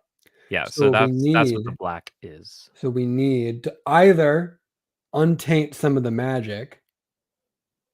And it seems to be tainted with like a consciousness. Yeah, so we've seen two different kinds of madness. So this is how it manifests in Logain. But the first guy we saw in like that first scene in episode had like a friend that wasn't there. He like sees his friend. So it is madness. It manifests differently for everyone. And that's true of real madness. Yeah, that's true of real madness too. Mhm. You're right. People are very upset about the change from the taint to the corruption. I agree. I think it's purely cowardice, but As a non-reader, I think it's good. I think that I get that you all read the books and it said like this is taint and this is tainted, and before we were colloquially talking about people's taints all the time, I think that probably was fine. But now, for me, I think you could still say tainted. But I think, yeah, hands off my taint. Don't change my taint. Hashtag not my taint. Hashtag the corruption. Yeah, but it's just you miss all the opportunities to talk about, because they always describe, like, when we do get to the POVs of men who can do magic, Mhm. they always describe the taint as being like if the magic that they can touch is like a huge pool of glowing white pure light. Mhm. The taint is described as this like thin black oil slick on the surface that they have Mhm. to reach through to touch the magic beneath it. Okay. So they talk a lot about the oily taint, the dark one's oily taint. Mhm. Yeah, and you see how that in sort of like hearing it out loud as a dialogue option is like So the dark one. Zach, would you like to take this one? Absolutely. So the taint is a word that I think, I don't know if it's just the States. I think it's maybe also It's like the whole English speaking world. great. So the taint is the area. Well, now I'm wondering anatomically. It's in between your genitalia and It's the your perineum. the perineum and your anus. I guess it's the space behind. It's like it's undercarriage Yes, between the front and the back. It's the taint. exactly. The taint. Um, Taint your Also asshole, sometimes referred to as taint the your nuts. gooch. I have learned. Yeah, the gooch. There's a lot Um, of words for it. Yes, Sulin says it is the gooch. yeah, there you go. Stu says it is a lorry. Um, yeah. Oh, So also the dark maybe one's oily taint makes you nauseous, as Marissa points out. Uh, anyways, we don't yeah. have I to mean, talk more about it's this. just loaded. I mean, yes, we do. First of all, this is maybe the most important issue that we're doing. I mean, it is always as like if you are adapting a property, if you're adapting a property, you have to like what's it worth and what's the flip side. Yeah, the taint can drive a man mad. And I think that like what they lose in being not super like faithful is basically nothing other than people are like, well, they called it something different before. And what they gain is not having to see 100,000 memes when people watch the thing. Like, if any of Oh, you but it's the watched best Dune, part. yeah, I know, and it's great. And it would have been like, let's be clear. For comedy, they made the wrong choice. Yeah. Right. Yes. For us as the viewers who want to laugh at stuff, they should have left it the taint. But like, there are so many memes of Oscar Isaac just saying like desert power, and it's just everywhere. And he says it like 3 times in Dune, and it's everywhere. And there's like a very good meme of Jason Mantzoukas doing it as if like people thought that Jason Mantzoukas was that actor, like they were confused. So there's a bunch of quotes of Derek from The Good Place saying lines of Duke Leto. Anyway, that's very funny.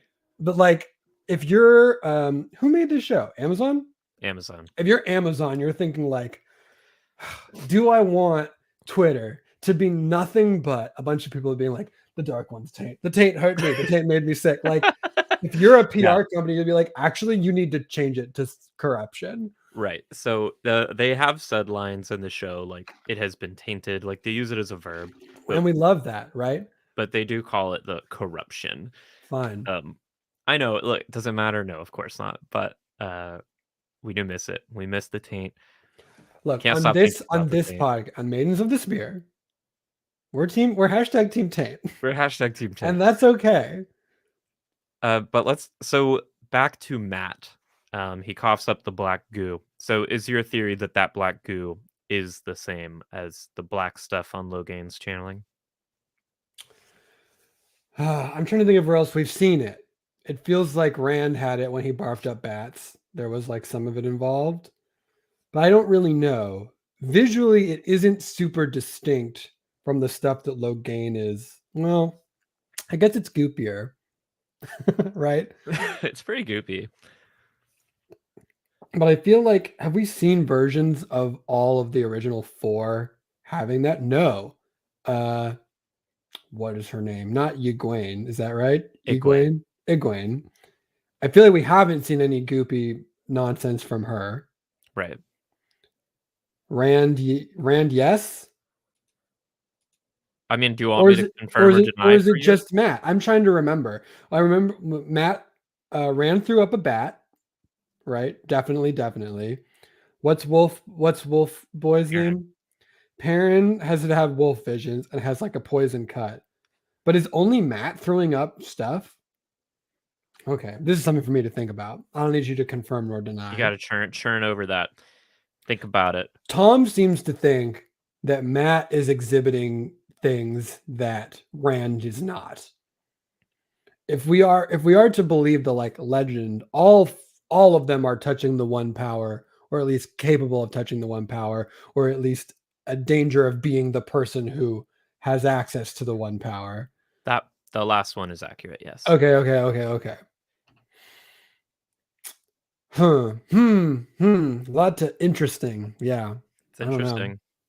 Okay, so just to finish up their story. But he also grabbed the bad knife. He grabbed the bad knife. So but that was after he threw up by the cave, right? Cave sleep is before okay, yeah. Go on. Cave sleep is before Shadowlogoth. Oh, I want there to be cave sheep in this. Cave sheep have evolved to have no eyes. They're so scary, but they're so cute.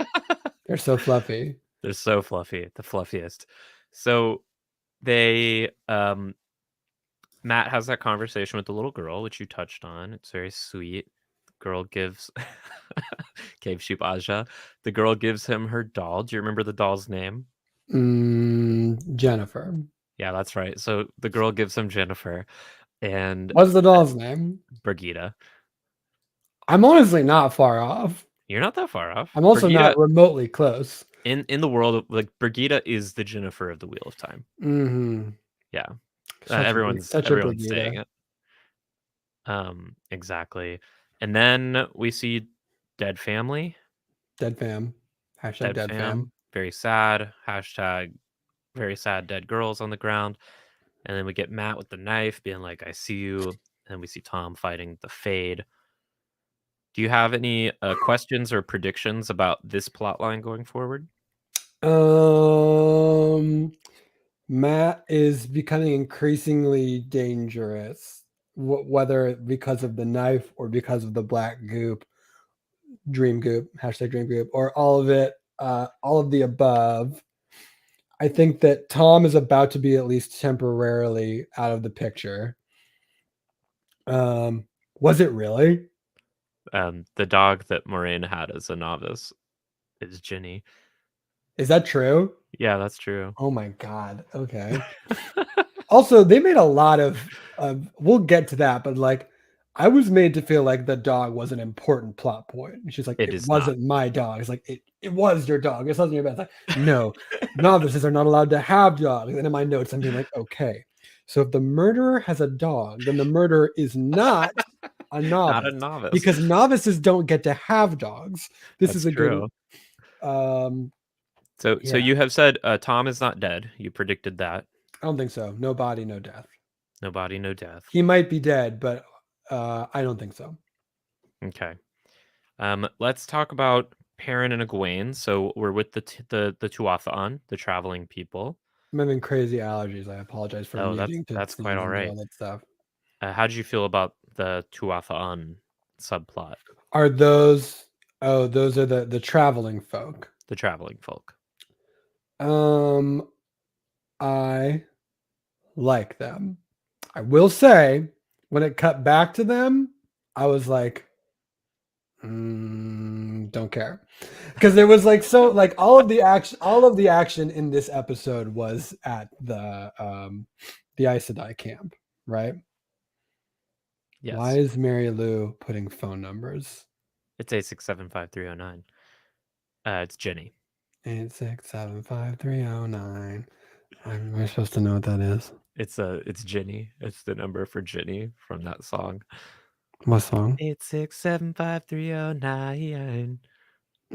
I just sang it and I don't even know what it is.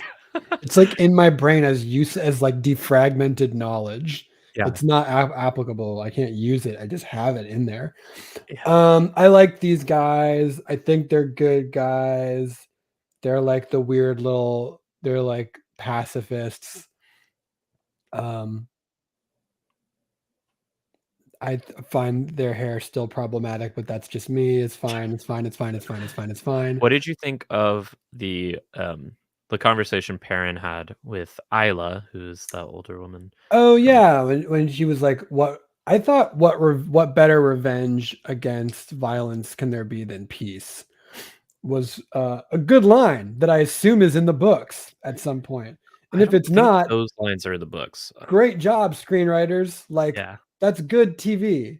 That's good TV. I thought that was good, and I thought that her whole like, you know, she's describing like the death of her daughter, and how she sort of finds a way to go on.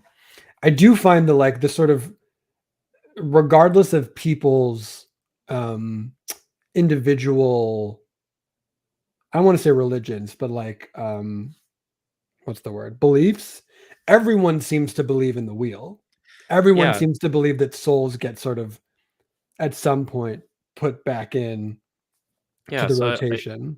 I just talked about this with my mom because she had similar questions, and here's like we don't get a canon explanation for why this is such an omnipresent belief, but this story takes place in a post-apocalyptic setting, and the age that preceded it was an age of total mastery of magic and science.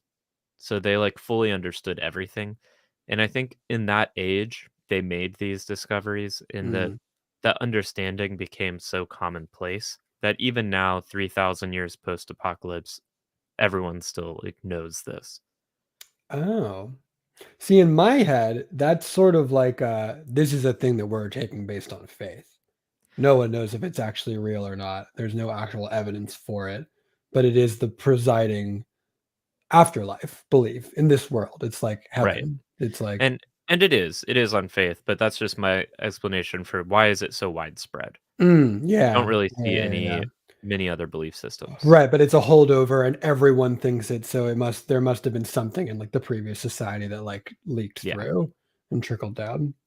Yeah, that's cool. I liked these guys. It seems like the first time we met them, it was hinted at that they are sort of reviled and feared by the societies that they pass through, which feels strange if their operating philosophy is that they don't have weapons.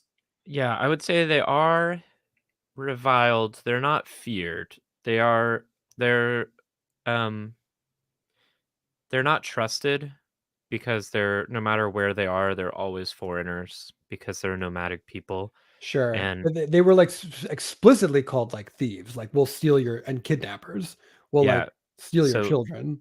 They haven't told us this in the show yet, but in the books, the conversation around that is, look, sometimes when we're near a village kid will come to us and, you know, if they ask us questions about our culture, we'll tell them. If they ask us questions about the way of the leaf, we will tell them about the way of the leaf. And some people find it appealing and decide to come with us. And we get accused of kidnapping when we're really just open to anyone. We get accused of kidnapping when really we just don't require parental consent to walk away with a kid. Right. Well, I think it's more like a teen, like of a 16-year-old girl comes to you. I mean, we have to assume that these are rational people, that they're not stealing children. They're stealing 18-year-olds who are making their own choices. Right. Or in this world, I would imagine the age of consent is like 13, 12. Yeah, we don't talk about the age of consent in this world very much. And isn't that a bummer? In the Two Rivers, which is probably the only place we get anything close to it. Like, Rand and Egwene are definitely fucking in the TV show, but in the books, it's a very prudish society. Sure. Like, it's a very much a not until marriage, and you don't get married until you're a woman, and you don't become a woman until you're like 17 or 18. Okay, which is by most sort of like medieval points of comparison old. Yeah. Like I mean, I think that's, you know, by a modern standards, that makes the story more relatable. It's always so weird to think of like, if you wanted to do like an accurate Romeo and Juliet, they're both like she's like, they're like 13, 14. Yeah, they're like 13 and 16. It's deeply weird to watch that story unfold in that way. Like, you get why they're acting so dramatic, but like, it's apart from that. Yeah, as Dainalu says, it's the same sort of biases that are levied against Romani people in our world. They're just, or like Jews, like they're like perpetual outsiders, and so they get scapegoated. Yeah. Who canonically are the Jews on the Wheel of Time? Who are the Jews? Because I'm trying to think. Most magical worlds have Jews. Here's who I think of as the Jews, and this is partly based just on the choice of accents by the audiobook readers. Okay. Yeah. There is a group in the world of the Wheel of Time that you have not met yet. They're called the Illuminators, and they are a very small but isolated, like, not isolated geographically, but they're like closed off to outsiders. Mm-hmm. And they are the people who make fireworks. So like they're classic cultures, classic Jews. I don't know about you. Jews. I'm constantly making fireworks. I honestly can't help it. It's just my heritage. Happy Hanukkah, by the way. Happy Hanukkah, festival of fireworks.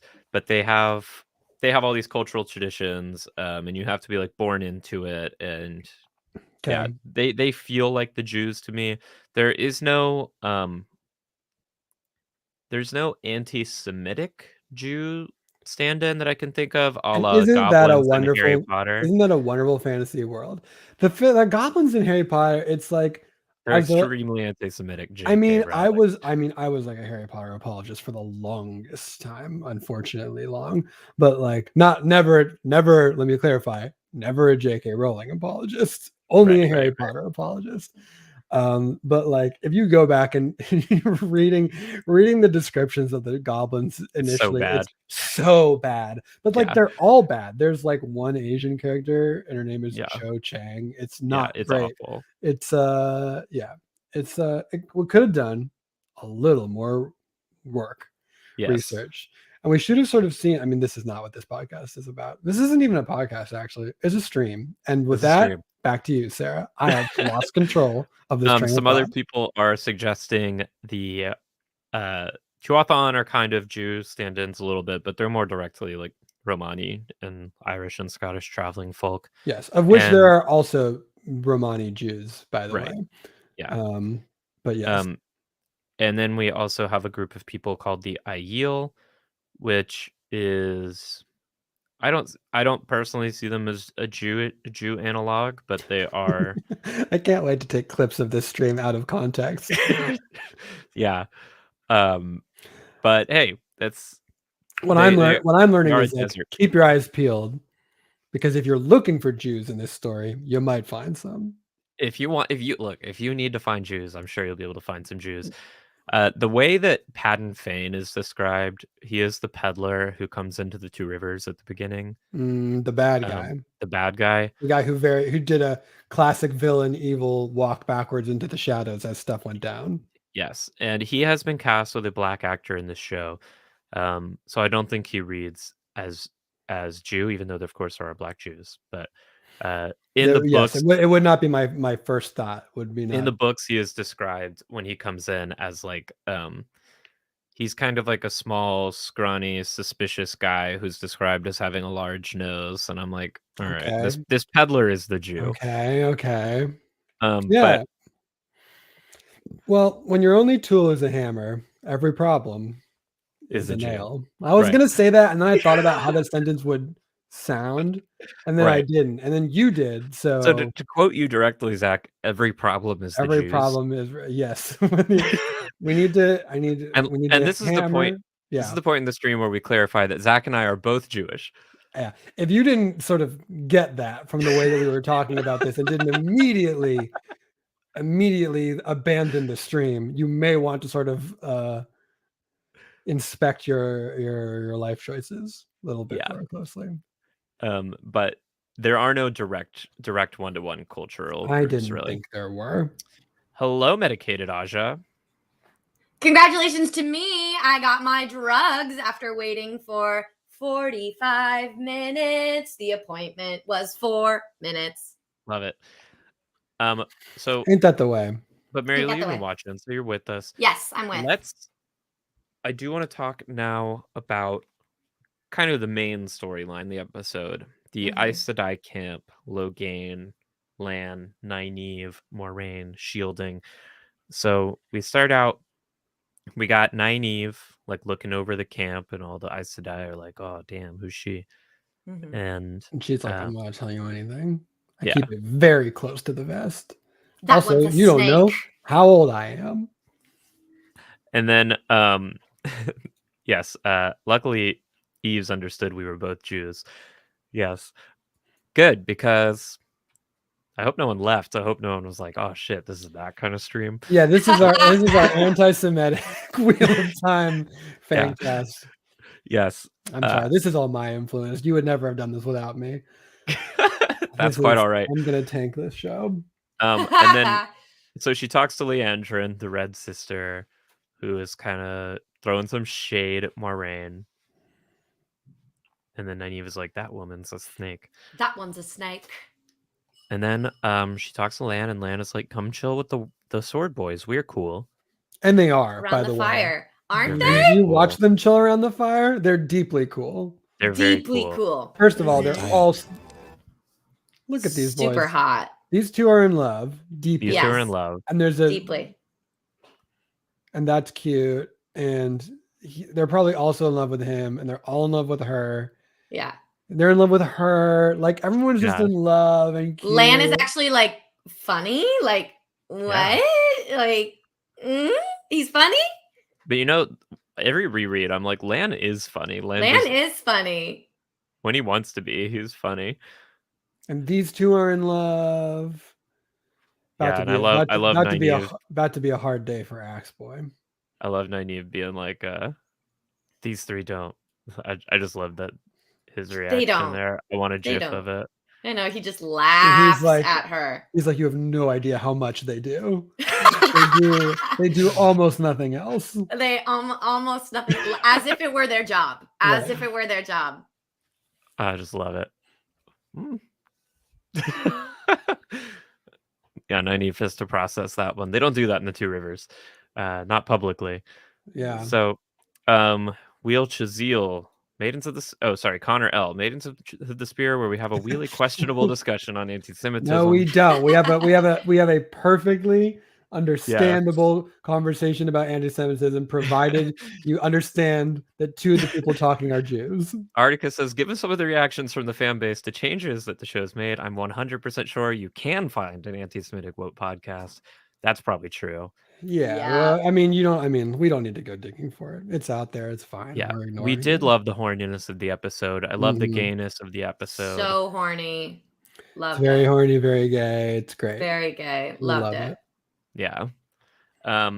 So how are your feelings about these sword boys? Like, how did you feel about them going in? Were you with Nynaeve, that like you're a lapdog with two legs, and now, they're like, you serve the Aes Sedai? And they're like, we don't serve them.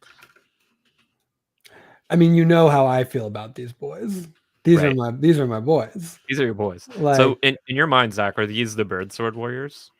Well, that's what I was telling you earlier. That's what I thought until I realized that these didn't all fight with the way of the bird sword.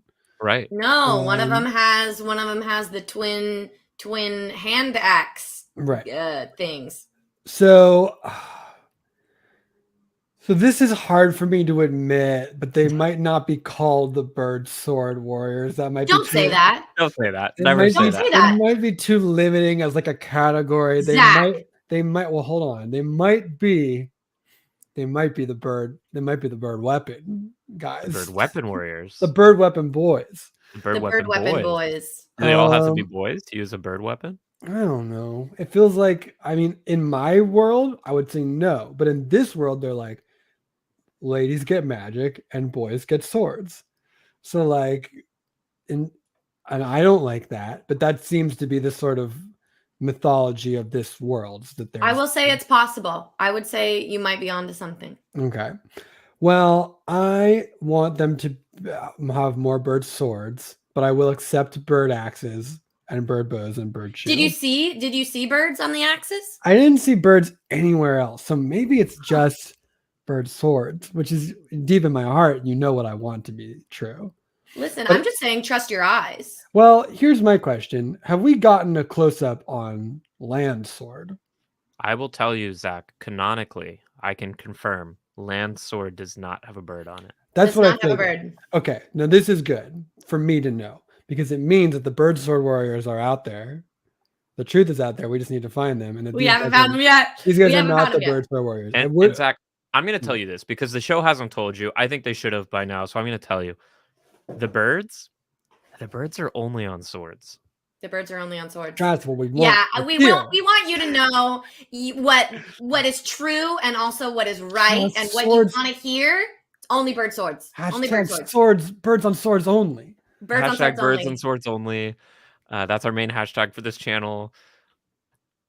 We got some other names for you. The fowl folk. Ooh, the bird pals. The bird pals. Bird boys. Bird boys. But we don't need them because it is only bird sword boys. It is only bird sword boys. Well, that's good. That means that there is another faction creeping. You don't need a bird on your sword. It's on your heart. Well, that may be true, but what if I told you? Okay, there's a lot of wild activity going on in the chat. Yes. I'm just saying, if I can have a bird on my heart and on my sword, that's ideal. Both, yeah. Both. Yeah, I actually had a surgeon give me open chest surgery. They ripped open my rib cage so that they could sew on a little elective bird. 100% elective, out of pocket. Yeah. It would be called cosmetic, but you can't actually see it because it's inside your body. Secret cosmetic. You know what? The surgeon, I shouldn't call them that because they specifically kept denying that they were a surgeon. Interesting. You were insisting that they were a surgeon. Yeah. I forced them to do this. I held at gunpoint. They looked like a surgeon. Oh, your gun. You held them at gunpoint. I held them at gunpoint. You said that. Yeah. Yes. I just watched. Just now. Yeah. I watched it happen. Mm-hmm. Yeah, Mary Lou was helping me out there. And then I did the same for her to get her bird heart. You've both got birds on your heart. Yeah. Both got birds on our hearts, but not Sarah on our had sword. it sewn. Sarah had it sewn on, and I had it like branded. Branded in.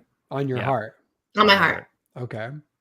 Yeah, it's like a cute like matching tattoos thing we did. I mean, I can't stress enough that it's not. No one can see it. But also, it's not matching if you did it different ways. But they're both birds. That's so true. When this is all over, I don't have any tattoos. Do we get bird sword tattoos? I would get a bird sword tattoo. I would totally get a bird sword tattoo. I don't have any tattoos. Zach, and that feels like I want to tell you what the bird swords are. But do you want to wait until the show tells you? Yes. Okay, then I won't tell you. Don't tell them. Because can you the show is gonna tell us. They have to. They have to. Listen, here's the thing. Yeah. I know I'm building it up in my heart.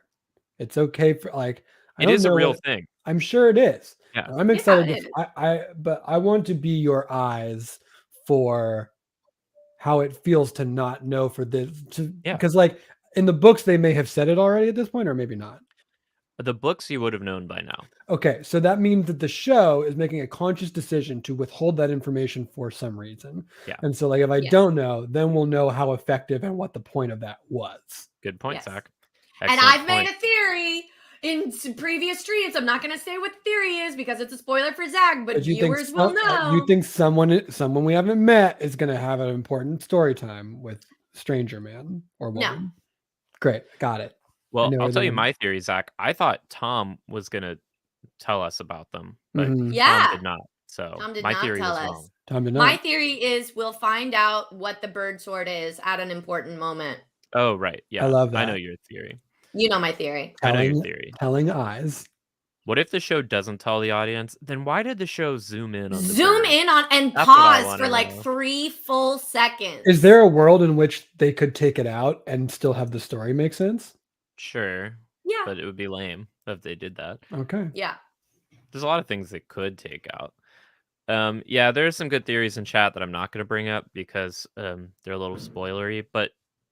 But yes, to answer your question, CB, you can spoil in chat. Zach is not reading. And it's not even because I'm not in the chat. I am in the chat. I just can't read. Zach cannot read. Oh, did we say this during the last stream or did we just think it? Bird, bird, bird. Bird is the sword. I said a bird, bird, bird. I think we did it after the stream ended. Now, that's an incredible slant rhyme because if you look at them on paper, bird and sword actually don't rhyme at all. But when you say it just now, they actually really do rhyme. If you pronounce but also sword in as real sword. life, they also do not rhyme. But if you say the board, the board is the sword. No, I like bird is the sword. I very much like bird is the sword. Bird is the sword. I feel like you can sneak that in and people would be like, ask me what weapons I have. Yes. What weapons do you have, Zach? Oh, well, that's interesting. We got I got some axes, some daggers. I got this sword. I got a flail. Yeah, like, you know what I'm I wouldn't notice. Sneaks right in. Huh, yeah. Okay. Yeah. He's got a sword. Sure. He's got a sword. And on that, bird is the sword. I have to go to work. Love you. Bye. So love when she stops by. Love when she stops by. She'll be back later. Maybe not. Zach, how much time do you have? Before I sneeze, probably like seconds. Okay. And the sneeze is gonna kick you out of the stream, or I'm okay. No, I'm fine. I don't have to go anywhere. Okay, cool. Unless I got an email that said I do. Yes. I want to hear what are your thoughts on everything we see in the cave? So we see them shielding Logain. On cave. Yeah, I'm gonna do that every time you say that. The cave. Yeah. Well, thoughts. Every time you ask me for my thoughts on anything, I'm gonna say thoughts on God. So okay. we see Logain in the cage. Mm-hmm. We see them, the Aes Sedai, being like, he's so strong. Only the 3 strongest of us can do this. And then we see Moiraine takes over the shield, and she gets like, oh god, he's strong.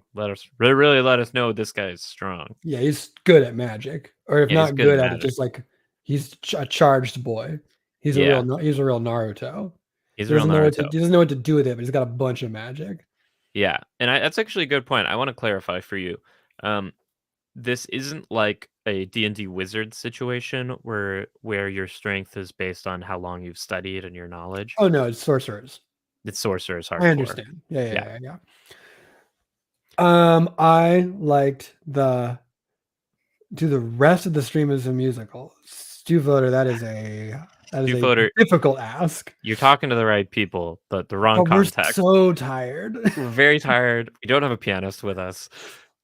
I'll keep singing Thoughts on God, but Thoughts on Caves.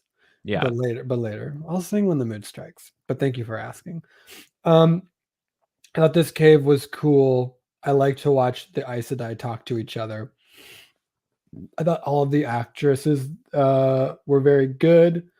I thought it was like a good way of showing the sort of political discord within the Aes Sedai.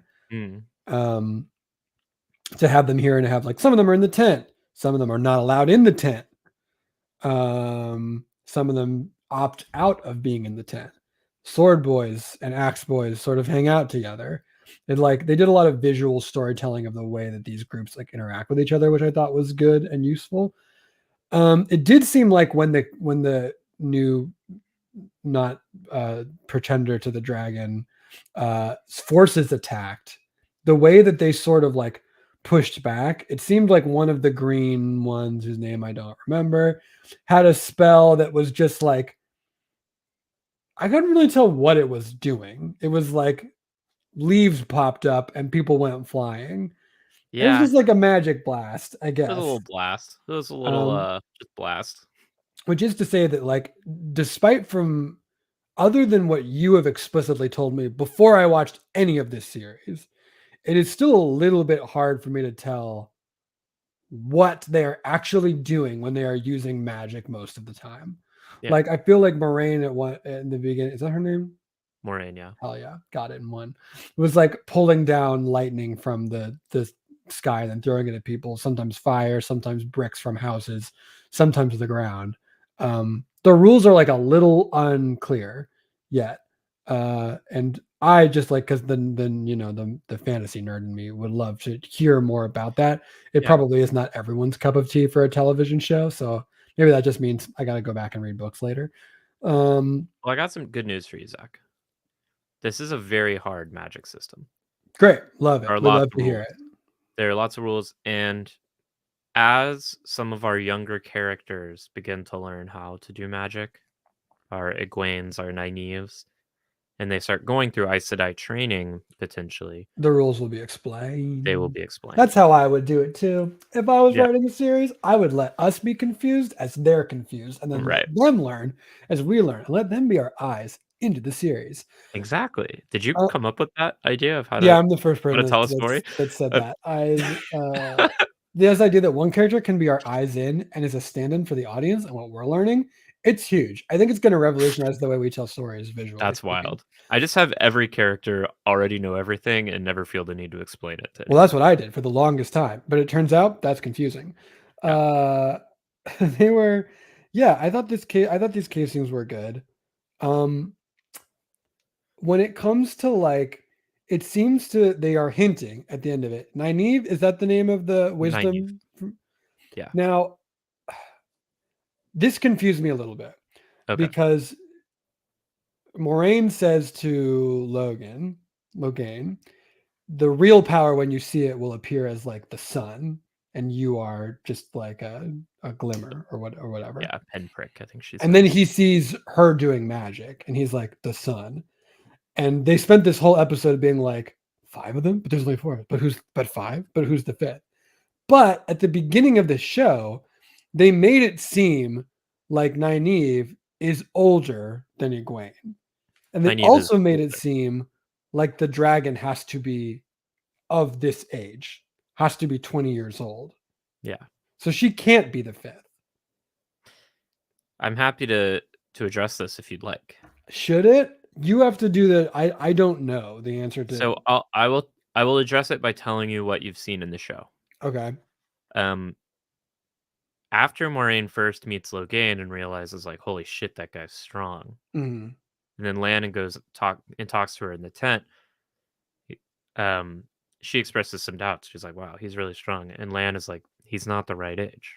You know, he's not the right age. Okay. So then Moraine is like, maybe we're wrong. Maybe we're wrong. Maybe it can be a different age. Maybe it can be. That's great. But I'm not wrong about Nynaeve being older than Egwene. You're not wrong about that. But also, there is a lot of obfuscation about like who Nynaeve is, like who her parents are, how she came to the village, because she gets dropped off by someone who the original wisdom was like an old lady who went to the White Tower and got turned away, right? Right. Okay, great. So we don't know everything. Like she doesn't even know enough about her own past.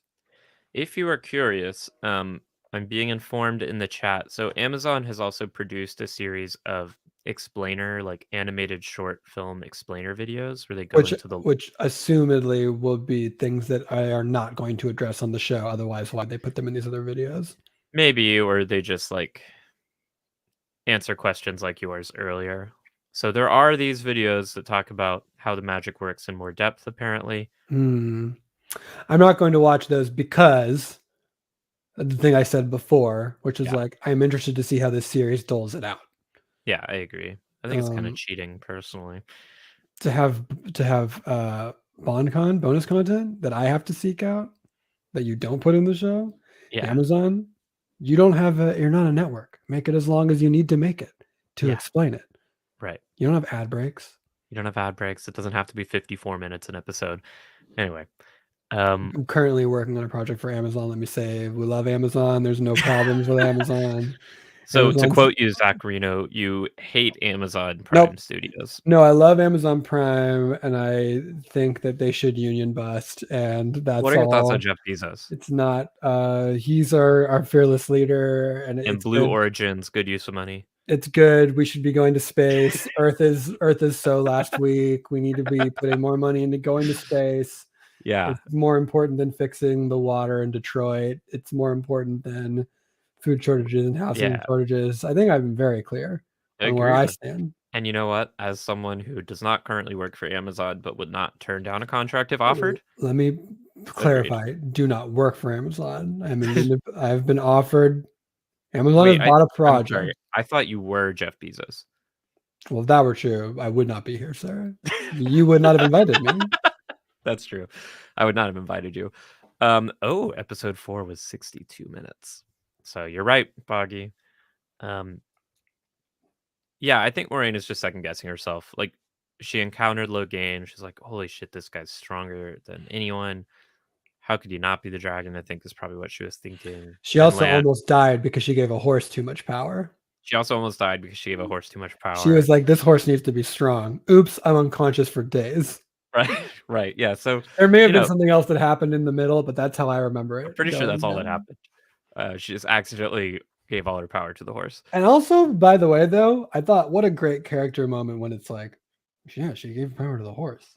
The horse has been carrying. She doesn't want the horse to be tired. Yeah. And that horse was like, ooh, I get up. I'm strong now. I'm strong enough to stand. I'm not tired at all. Marisu, you ask a great question, which is, doesn't Jeff Bezos pay you on the first of the month for our content? The answer is no.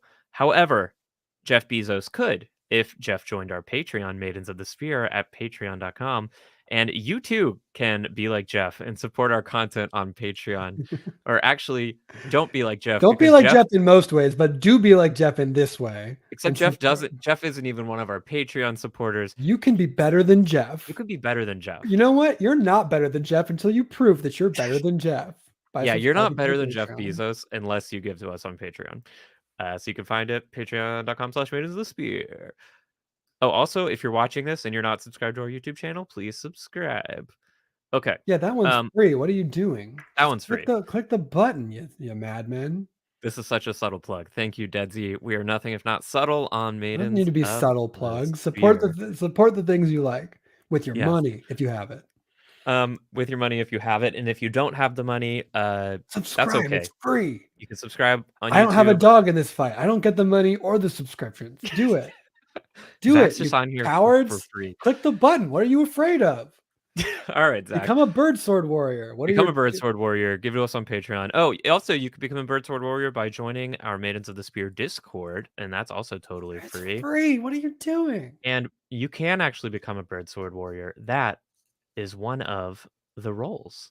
So is it really? I gotta do that. I get locked out of my Discord account so frequently, Sarah. It is comical. Yes. I have taken a picture of my emergency backup Discord codes because it asks for them so much. So I'm like, it's time to break out the emergency Discord codes again. Discord does not believe that I am me. That's very interesting. I've never had that happen. You must be extremely untrustworthy. You're just cool and young, I guess. I guess I'm cool and young and I know how to Discord. So at the end, they have the fight.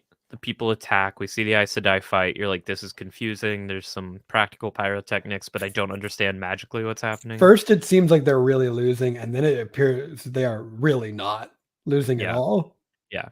They're like definitely all losing, and then Alana is like, all right, fuck it. I'm gonna do it. I'm just gonna do this. Is she the one with the 2 boyfriends? Yeah. Okay. Yeah. And she lived, right? She lived. Yeah. She runs into the cave at the end. Because we haven't seen the 3 of them doing it yet. Yeah. And we're gonna. So Logain escapes his shield. He kills Karenni. Who was cool and seemed like the boss, kind of. Was cool and seemed like the boss, kind of, but now she's dead. And then Moraine and Leandrin or whatever, they get him shielded. But Stepan, the axe guy, runs in. And he's like, oh no, you killed my Aes Sedai. I'm in a bloodlust water rage now. And he does a double leaping axe attack. Tries to get his axe through that shield. Accidentally, his- I think, weakens the shield.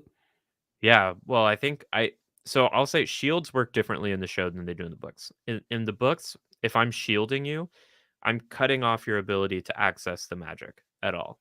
Okay. It looks like in the show they create like a bubble around you that your weaves can't get out of. Yeah, he got bubble void. Yeah, so you got bubble void. So the axes penetrated the bubble, which meant he was able to channel at the axes. He was able to magic at the axes. He exploded the axes. Everyone died. Seems like a bad move from Axe Boy. Bad move for Max Boy, but his Aes Sedai was killed, so he was upset. Right. Everyone died, and then Nynaeve was Nynaeve. like, actually, nobody died except for this one lady who died earlier. She still died. She still died because Like no one else had actually died. Healing did not apply to that woman. You can't heal death, so no one else was dead yet. Except that everyone was dying. Dying. Okay. Yeah. But not totally dead. How did you feel about that Nynaeve Super Saiyan moment? It was really cool. Were It you did make me. expecting It did. Yes. And my wife actually straight up said before it happened, Nicole was like, "This lady's about to," because we know she's a healer. It's the only thing that we've seen her do. Yeah. She's like, "She's about to bring everyone back to life." I was like, "Really?" And then that happened. Look how cool it is. Very cool. And he's like, "Oh, the sun." Yeah. Whoa. Oh my god. Whoa. Look at her hair. Yeah. Oh, very Super Saiyan. Very Super Saiyan. Just like the radiant sun. Oh, you know what I just realized there at the end there? That's like very sun. Very sun. I was thinking ancient symbol of the Aes Sedai at first. Is that a big? It's like a big yin yang without the dots. Hmm. So it's kind of in this. Oh, shape we've seen that pattern a couple times. Yeah. We so saw we're like kind of deers died in that pattern. Yeah, the deers were in that pattern. We're kind of getting that shape a little bit here. I'm wondering how intentionally. Probably intentional. Yep. So she does it. She done Super Saiyans out. All right. Is YouTube gonna drop my stream if I play the sound?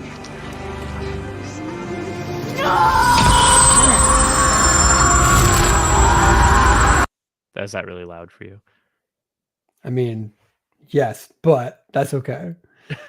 I think the moment it's a loud moment. It's a loud moment. She goes Super Saiyan. She's like the raging sun, as Logain describes her. Mm-hmm. That's what the sun does, which is heal everyone. So, what are your thoughts on seeing this moment? Yeah, I mean, they sort of like heavily hint that it's gonna. I don't know that it was surprising. It was extremely cool. I like her as a character.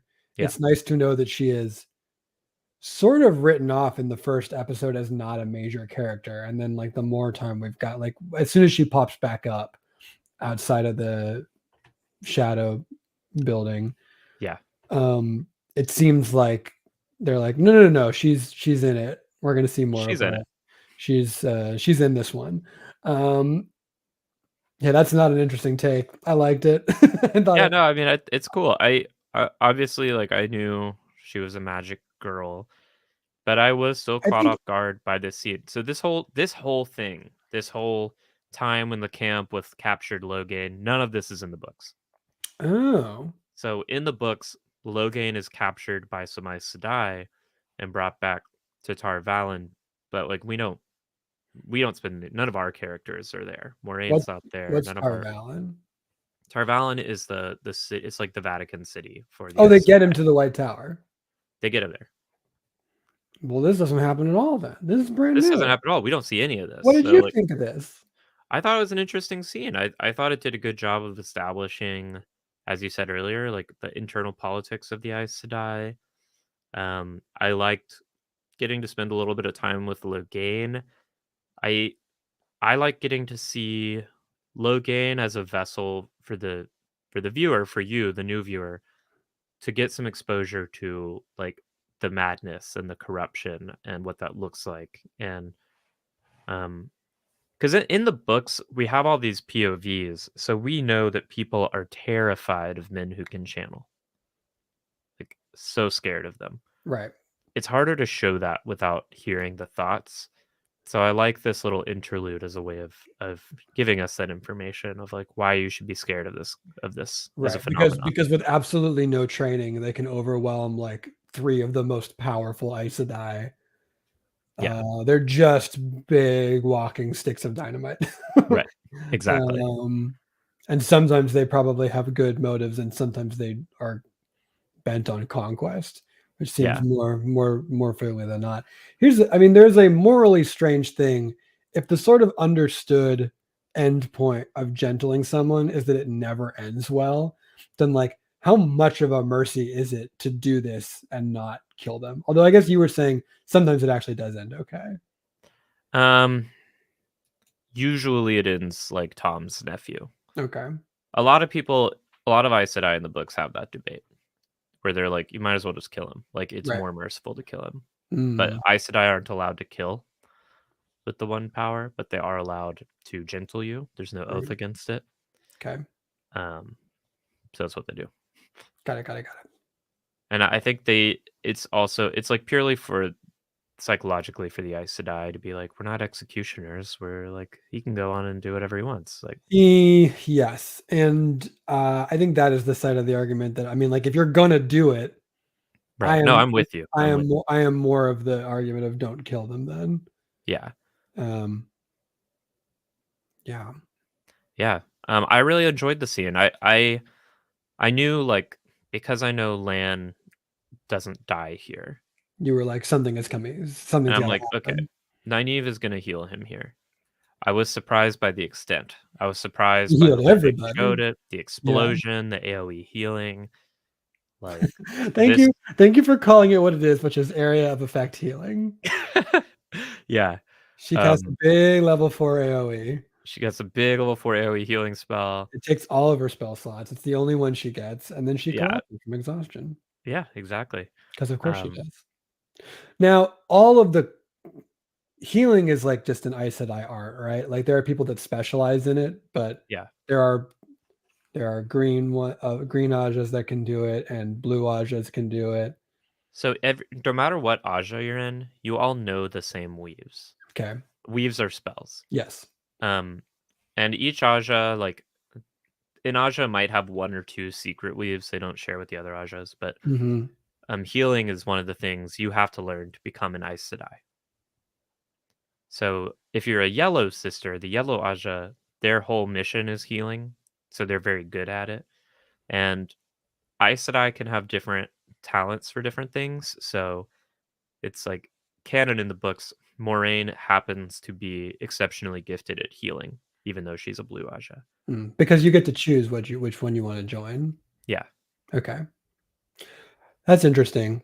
But you wouldn't see like, it wouldn't be like as the green Aja go around doing their thing, they take a couple of yellow Ajas as like healers for them. It depends. Like there are lots of different strength levels. So a weaker Aes Sedai, like healing takes a lot of power. So a weaker Aes Sedai who doesn't have a particular talent for it might not be able to heal much beyond like some, like maybe a pretty bad cut. But they're not going to be doing this. Right. So this takes a ton of power. So they might, like I was surprised there were no yellows in the camp, but yellows don't really go out in the world and do stuff. They're mostly at like hospitals, daycares. Yeah, basically like people bring their sick friends and family to the White Tower for healing. Okay. They mostly stay there. Yeah. Okay. Well, they need to get out a little bit. That's my thoughts on them. Yeah, that's actually like one of the big like cultural political divisions within the Aes Sedai of the modern age is that like Aes Sedai there's only like 1,000 Aes Sedai in the world now. And they're having a debate as to how much they should be in the White Tower and how much they should be in the world. Yeah, they pretty much sequester themselves in the White Tower for the most part. Got it. Yeah. But yeah, I loved the scene. I was like, oh fuck yeah, because Nynaeve is a total badass, and I like that they're making her a total badass. Good way to end an episode. But yeah, that was like, that's on par with the biggest magic we've seen in this whole show. Except for maybe big lightning explosion when we were fighting the Trollocs early, but it feels comparable. I can tell you, Moraine couldn't do what Nynaeve did there. Right. It seems like this is a Naruto moment. This is a Naruto moment. Incredible power, no training. Yeah, exactly. So how do you? Also, sorry, Moraine at some point was like, "This dude is strong. He's not as strong as Egwene." So Lan asks her, yeah, is she as strong as Egwene? And Moraine's like, I don't think so, but I don't know. Which is crazy because 3 of them can't contain this guy. Yeah. Which means that Egwene is like insanely powerful. Could be. I will also tell you, though, to point out, so Robert Jordan was obviously a huge fantasy nerd, and in the Wheel of Time companion, or it might be in the world of Robert Jordan's The Wheel of Time, which is this one. Every single person who can do magic mentioned in the series has a particular slot in the power level ranking system. Okay. So I can tell you exactly how strong they are relative to each other, canonically. But that said, sticking with what the show has told you, yes, that is Moraine's take that Egwene might be stronger than he is. Mm-hmm. I also think, though, based on what the show has told you, Logain was holding back before that scene because they were shielding him with 2, and later 3 of them are shielding him, and Logain, breaks free of that. And he's waiting for his dudes. Yeah, so I don't think Moraine was feeling all of his power at that point. But 2 people were holding him back when she made that sort of diagnosis. Mm-hmm. Which is very strong. Very strong. And she only knows that because she held that one little blue rock. Yeah, so women can sense how strong each other are. If a woman that's can true channel in the real world too, right? Yeah, a woman who can channel once they've trained enough with the power can sense another woman's potential strength. But they can't sense how strong a man is or could be. Right. Unless they have real big muscles, and then you're like, well, that guy's probably pretty strong. They look at that guy, they're like, that guy's strong. If you have big, strong muscles or big strong hair. muscles. Yeah. Let's see. I've slipped on looking at chat. Let's look at the chat. So yeah, there's some scars left over on Moraine after she's healed by a green, just because the greens aren't as expert in it. I did see the scar. Yeah. So that was the scar. The yellow would be like no scars. It'd be like if you're getting an appendectomy and they're like, do you want the... Yeah, it's like you want the laparoscopic surgery. Which is what I got. Scar. Right, yeah. Or the other one. And now I don't have too many scars left. I forgot that even happened. I was just looking for scars. Yep. So I'll let you peruse the chat if you need me to. No, you're good. But Moraine, I'll tell you, Moraine doesn't know how strong Logain is. But that said, you're very right. Even based on what she knew then, she thinks Egwene has the potential to be very powerful. She knows now how strong he is, which is not strong at all. Now that he's been gentle. Because now he doesn't have any magic. Yeah, that's true. He looks like my friend Randy. So every time I saw him, I was like, ooh, it's Magic Randy. Magic Randy. Let me pull up this clip. This is the better. Oh, yeah. Look at Randy. He is a good-looking guy. He's really, really attractive. Yeah. But who knows what they're doing in the show? Things change. For example, maybe he'll kill Rand. He could kill Rand. He'll take the bird sword. He'll take his power. Now he's strong bird sword magic warrior again. The thing about bird swords is they work on Space Jam logic. So it's like the basketball in Space Jam. If you touch it, all of your bird sword skills get sucked into the sword and passed on to the next person who uses it. He doesn't have magic, but that's going to make him seek out other forms of power, a la the bird sword. The bird sword. I.e. the bird sword, I should say. Yes. Now, the chat is basically some very nerdy conversation about the very specific power rankings. So, well, I'll weigh in. about our power rankings. Egwene. Okay. Yeah, I would love to hear your predictions. Where does everyone land?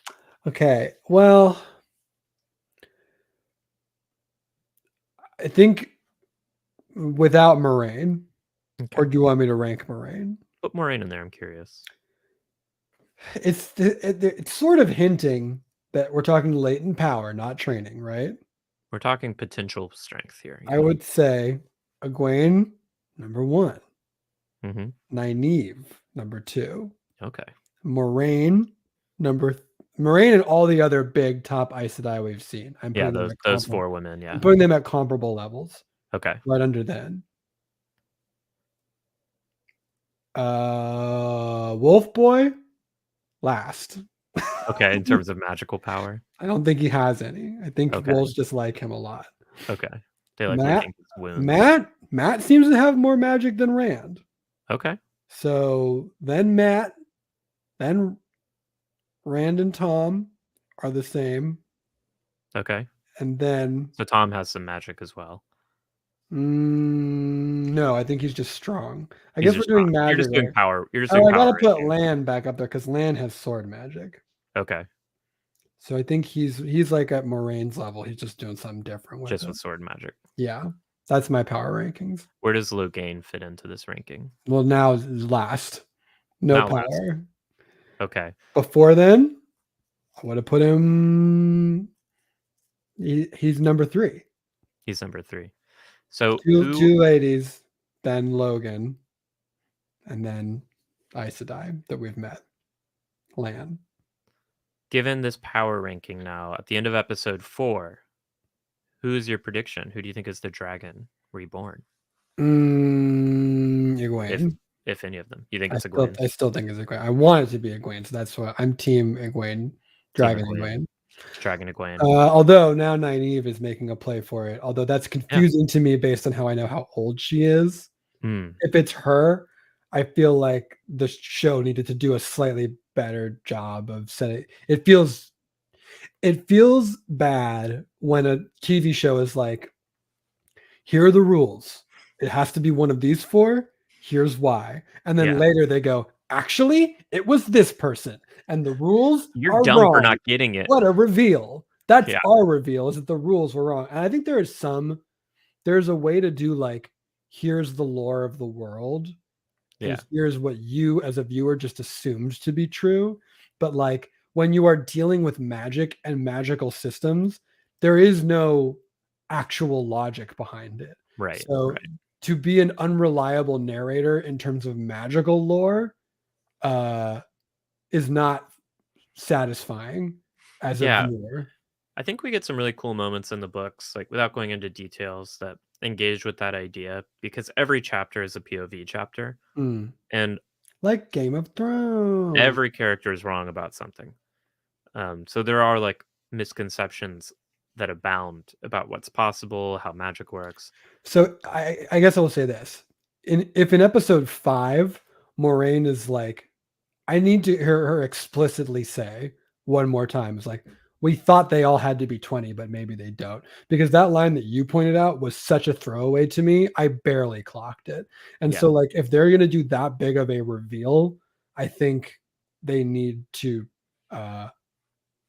justify it a little bit more, or they're going to end up with a Daenerys problem where it's like, yeah, of course this person could have gone mad and become an evil emperor, but you have to show it.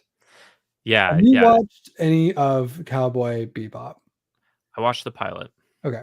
I won't talk about it then. I mean, I've seen the anime. I have not. Okay. But there's so when you finish it, if you finish it, I have a similar question about the end, something that they do that I'm like, they didn't really justify this. Yeah. No, I think it's a fair concern about how they've done it. I mean, there's a ton of lore that they're not engaging with. Right. Well, naturally, you wouldn't want them to. It would be a bad series if they did. That's what we got books for. So I think inevitably there will be some of those moments, but we'll see how they handle it. Let's see. Chat, do you have any questions for Zach? Now's your chance to Yeah, start I know throwing all them in there. the answers, so hit me up. Ask questions.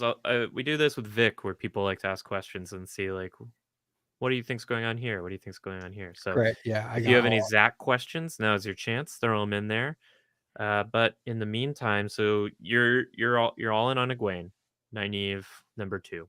I like Egwene and Nynaeve. I think are both at this point are the most interesting of the kids of that generation. Yeah. Perrin, I don't think has still been given enough to do. Although I think the actor is doing a good job. Yeah. And Matt is sort of like a generic fantasy hero. Oh, sorry, Rand. Fantasy. Rand is a generic fantasy hero. Matt is a generic dark fantasy hero. Yeah. But I do like them. I think the actors are doing a good job. So, what did you think of the scene between Lan and Nynaeve? Which one is that? Lan is like praying. Oh, when he was praying and they were like, "What?" And Yeah. she was like, "What are you doing?" And he's like, "Don't even worry about it. It's fine. You're not interrupting me at all." I liked it, right? Because they have like an evolving relationship based on Lan doesn't want to give her information. Then she tracks him somehow. Then he's like, "You won't try to kill me." Then she does try to kill him. And now they're like becoming buds, which is good. Lan is actually one of my favorite characters in this, I think. Yeah. I think what about him? I think the actor is doing a lot with relatively little to do. Yeah, like, Daniel Henney, he's really good, I think. I think the actor is really good. Swords are cool. So like part of it, I'm not gonna lie, is that. Yeah. I also think it's just like the like strong silent hero is such a boring trope. Yeah. So like this is such a more interesting version of it. It's really interesting you say that because that's like a common. I don't know if I'd go so far as to call it a complaint, but something that book readers point out about how Daniel Henney is playing Lan is he is much more like visibly emotional and funny and smiley than he's described in the books. That's so funny because if you asked me initially what my comment is like, that is the stoic swordsman guy. The first time you see a single facial expression on him is when the hot tub gets hot. Right. It's like not even when he gets into the hot tub, he's like, could be hotter. And like, once it is hot, he's like, yes, hot tub. And that's like the first time. And then other than that, he's like, he's all business. And so I think to like show those cracks, but he's also established that he is an emotionally like guy, which is, I'm sure, part of his job. It is part of his job. And that's kind of what is interesting. Like he is kind of the character in the books is more of like a long-term examination of that trope of the silent, emotionless sword guy. And like that is how he presents for a long time. But then as we get to know him and as we get inside his own head, we realize like this is a man with a lot of thoughts and feelings. Yeah. And I think that probably what the writers were thinking when they created this, camp meeting scene that didn't exist before. I assume it's much later when we see him, or if at all, talking with a bunch of other sword, axe, bow, shield boys, is like, this is his relationship with Moraine, which is, one side of him. And it's like, and someone else comments it, and it's like, I wonder what the conversation is like between the two of them. They're both like so quiet, which is fine. But as a person who is like outwardly, like I am not an introvert, I am an extrovert. Right. But if you see me at home with like hashtag my wife, I will spend like I am not always like quote unquote on, because that's exhausting to do all the time. So like there are even introverts are not always introverts, and extroverts are not always extroverts, and it's boring when they are portrayed as such. And I think that what they're doing, like to put him in that scenario with like, this is how he is when he's with his boys, is cool and good. And I think that they're showing a little bit about him with Nynaeve too, to answer the question, which I loved those scenes. They were my favorite people to watch in this episode. They 100%. Were the most interesting thing. I love them so much, and I think the actors are doing great jobs with those characters. Because people, I think I think some people who are worried about like, oh, they're showing Lan with emotions, and it's like it's true. Robert Jordan describes over and over again like Lan slightly widened his eyes, which was as much as like openly gaping for another man, and like it's just a he is a trope, but like Lan is not an emotionless man, and a lot of Lan's journey as a character is like learning how to get through sort of that trauma and like the need to be constantly super stoic because it's a defense mechanism. And I think like Right. Because there people that are stoic are not like when we talk about people being stoic, that's just what they show. I right, don't think there is actually a human being on the planet that doesn't like rather than if you are in like a severe depressive, but right, if like people feel things, yeah, all of us do all the time and we have thoughts. It's just a matter of what do we show and how do we filter yeah. that. And I think for the purposes of the show, because there's such limited time, they're just like jumping forward in Land's arc as a human being and showing us someone who's a little bit more in tune with himself and a little bit more emotionally healthy. And like, will we engage with Land's trauma? 100%.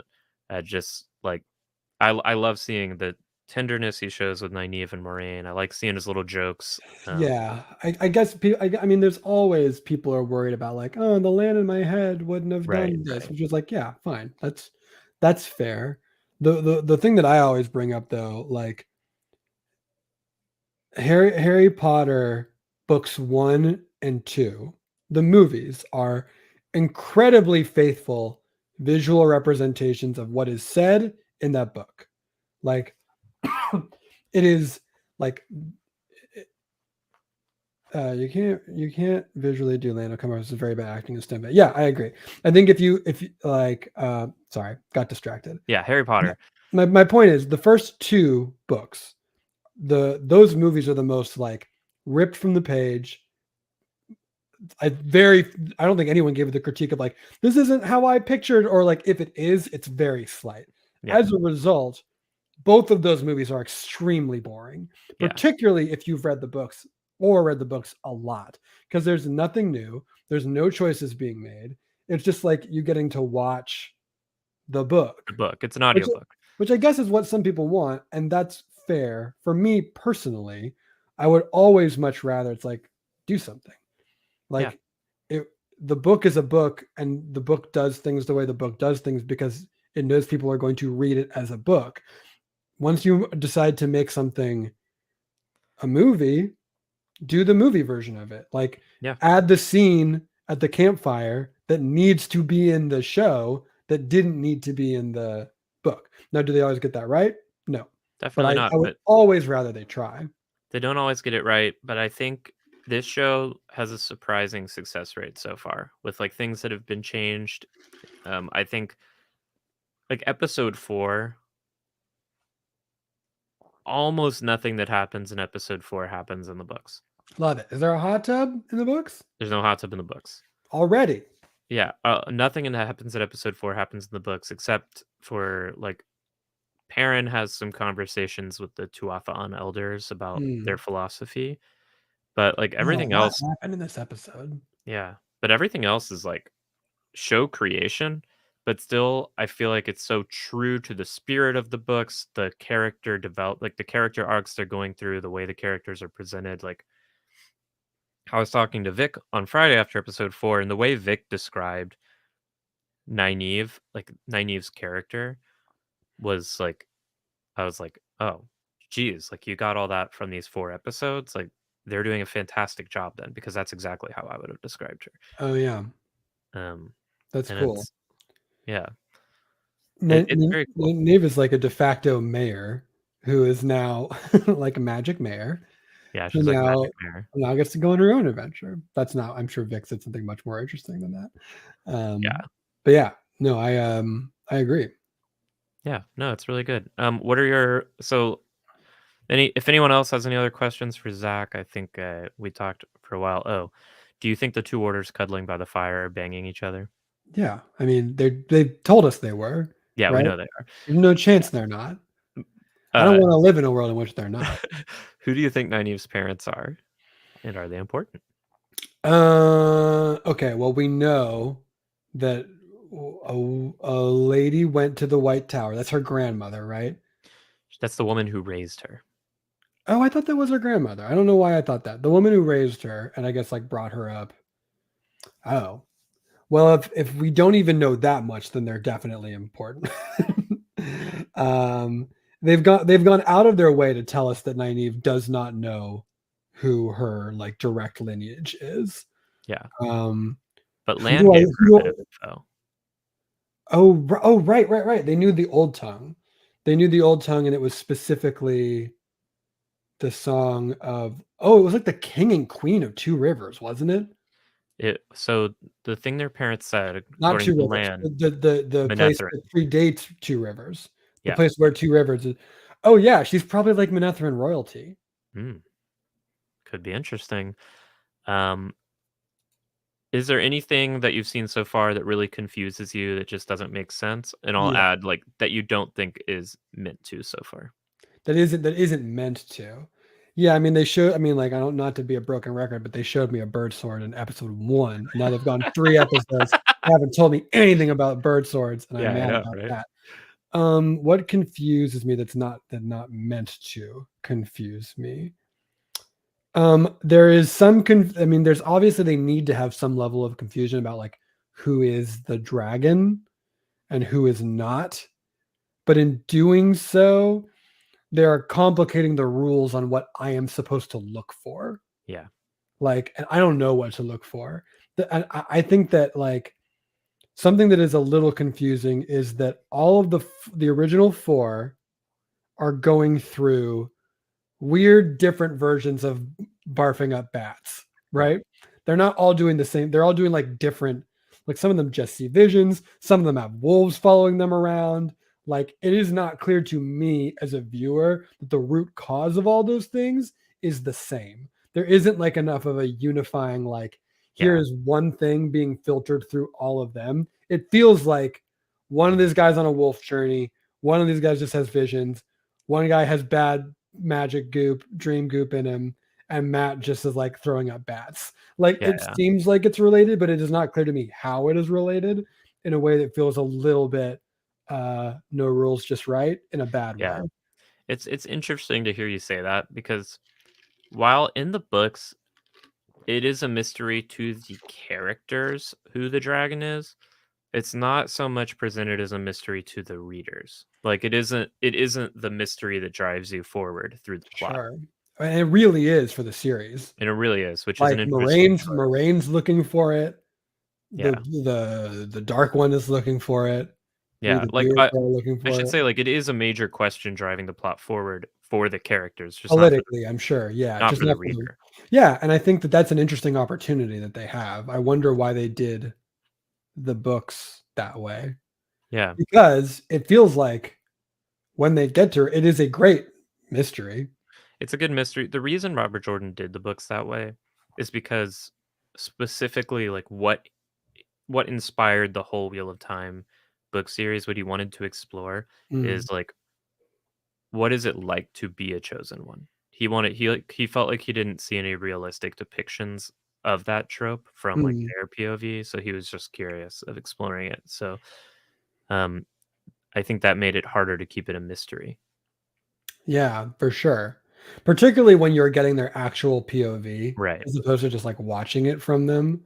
Yeah. You're getting their thoughts to be like, I had a dream where I was definitely the dragon. It's right. Like, a little harder to do. Speaking of Perrin's wolf journey, Sulin wants to know, what do you think of Perrin and the wolves? What's going on there? Well, eventually they told us that like, okay, these wolves are, I mean, the wolves were nice wolves. Even though we run from them sometimes, their wolves are only nice wolves. It is a thing that is a little confusing to me as a viewer because I'm like, is this the same thing that's going on to all of you? But with you, it's like wolf specific. Because Perrin is the one that we've spent the least time with of the 4. All that they've given us is like, oops, I killed my wife, and that's not even in the books. So like in the books, I'm wondering like, what was Perrin doing? Which which is fine. Like we don't want to evenly hand 4 characters. I'll tell you what I hope is that it, like, the most interesting thing to me is to, and this is like an anime trope, right? Like you have 4 characters. One of them is the lead character, but as the story goes on, all of them become weird, very specific little heroes in their own way. Like, even if you are not the dragon, you are the something else. And I would very much like for Perrin to be Perrin the Wolf Lord, Lord of the Wolves.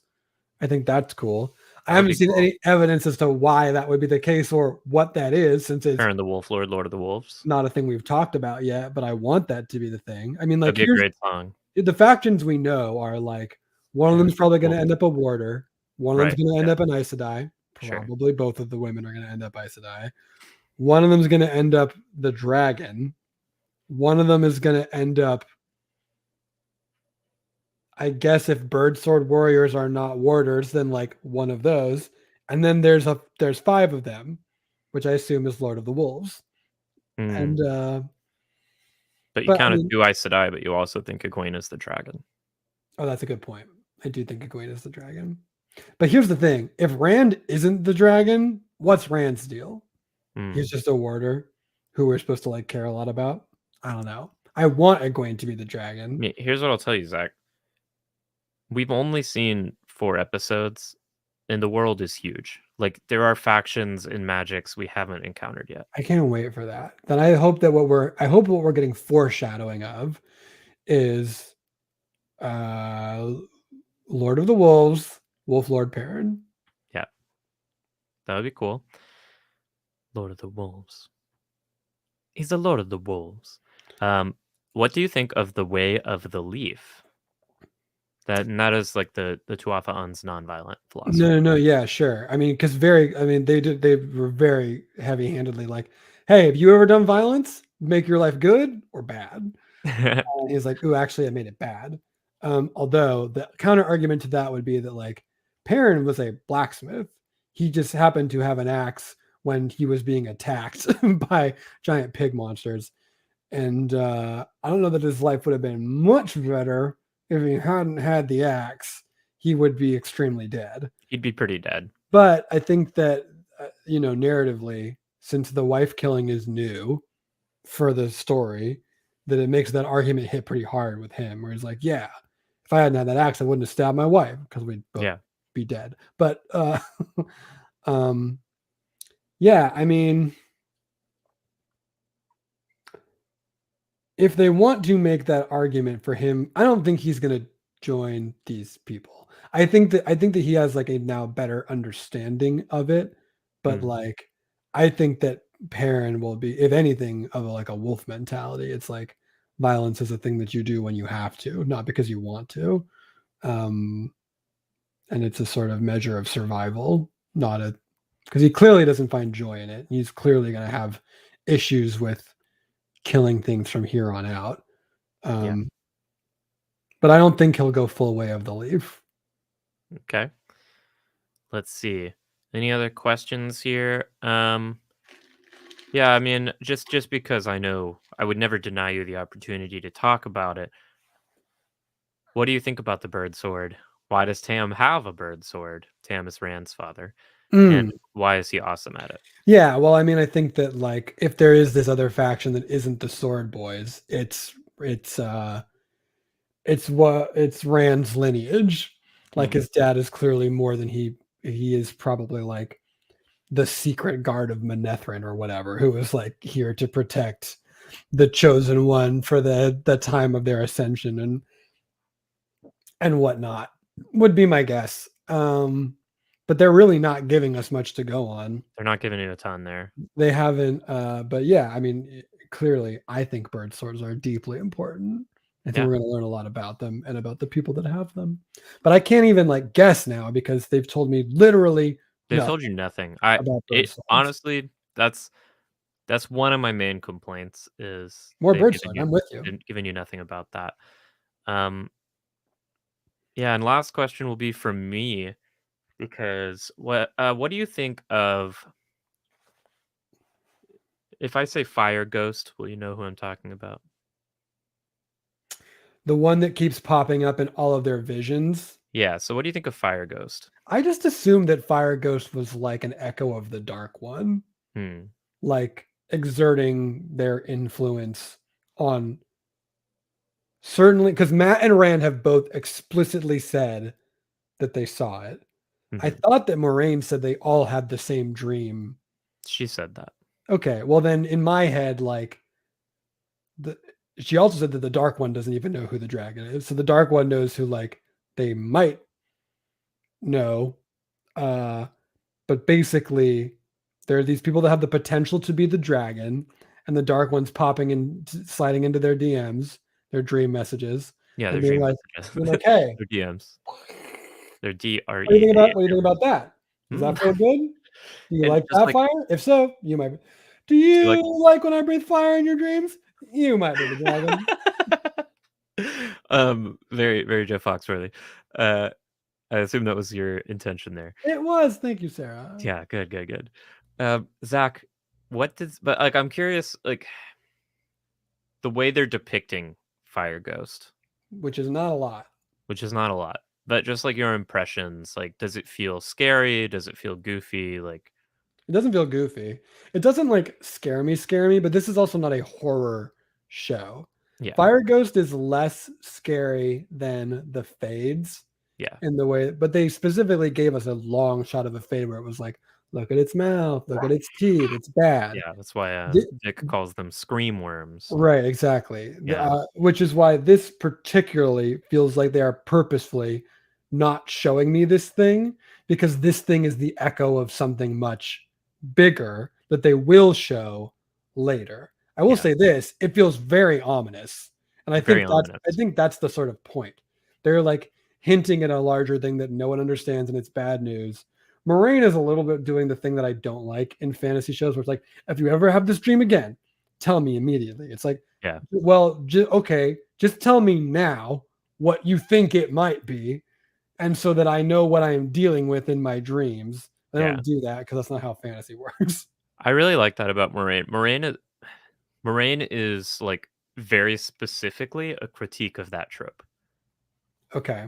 Moraine is the I'm gonna tell you everything. Moraine is the wise figure who like doesn't tell people shit because that's what they do, and it just like backfires on her constantly, and she has to ultimately learn like, okay, I can't just like keep all my secrets and be a mysterious. It's better if they know. It's harder and more complicated, but it's better if they know. Because I like that scene where she's on the horse and is telling them all the histories of like the pieces, but I guess that's not a secret. That's just like lore. This is like some trivia. It's good though. It was my maybe favorite part of that episode. Yeah, the scene in the books. I liked the way Rosamund Pike delivered that scene, and I loved the little like song. We are the footsteps of our father. Oh yeah. They all sing. I loved that song. They know a song. They could be Gleeman.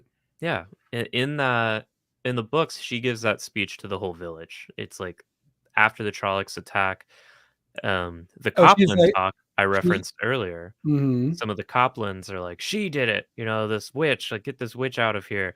And she's like, has the blood of Manetheren come to this? And then they're like, Manetheren, what's that? And then she tells the whole village. She's like, it's you idiots. Yeah. But I love the story. Okay, I'm not seeing any more questions popping up in the chat, or Me neither, but I can't. I am seeing more questions. If you asked a question and I didn't ask it, I'm just concerned about its spoiler nature, so I didn't ask it. But Zach, any final things? This is your bully pulpit. Any final predictions, things you want to be on record saying? Yeah, there's gonna be cave sheep. There's gonna be cave sheep. It'll show up later. It's gonna be cave sheep. It's gonna be great. I'm excited to see where this series goes. Yeah. Hopefully more wolves. Hopefully more bird swords. Stay tuned. I'd love for both of those things. Wolves are very expensive, but bird swords are cheap. Come on, Amazon. So thank you so much, Zach. And people, if you like Zach's takes on the Wheel of Time and other things, you can find Zach all over the place doing all sorts of funny stuff. But not Zach, giving my takes on the Wheel of Time. That's only here. That's only here. That's a Maidens of the Sphere exclusive. What else are you up to, Zach? Where can people find you? I'm on the most recent episode of Curb Your Enthusiasm. So oh yeah, I he's saw. someone with Congratulations. extremely long hair. At my most pandemic-y, there's that. But yeah, And, I'm around. Don't worry about it. Are you a Twitterer? Do you have a Twitter presence? Oh, I do. It's just @Zacharino and my At Instagram. Zacharino. And my Instagram. Who knows how long I'll be on either of those things? Twitter just got sold. Or Oh, did it? Is or that why Jack's stepping down? No, he stepped. Sorry, it got sold. It got there's like a far right wing investor who bought up a lot of Twitter stock. I want to say like a year ago, and has been sort of trying to force Jack out since.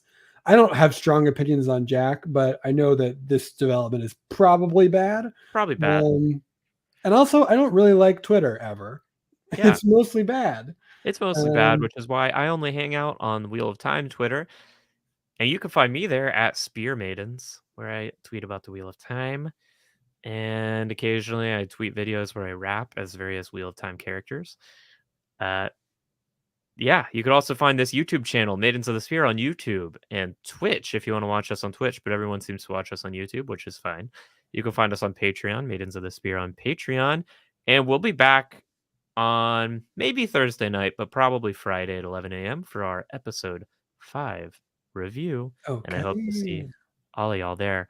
Goodbye, everyone. I love you very much. Bye. Bye.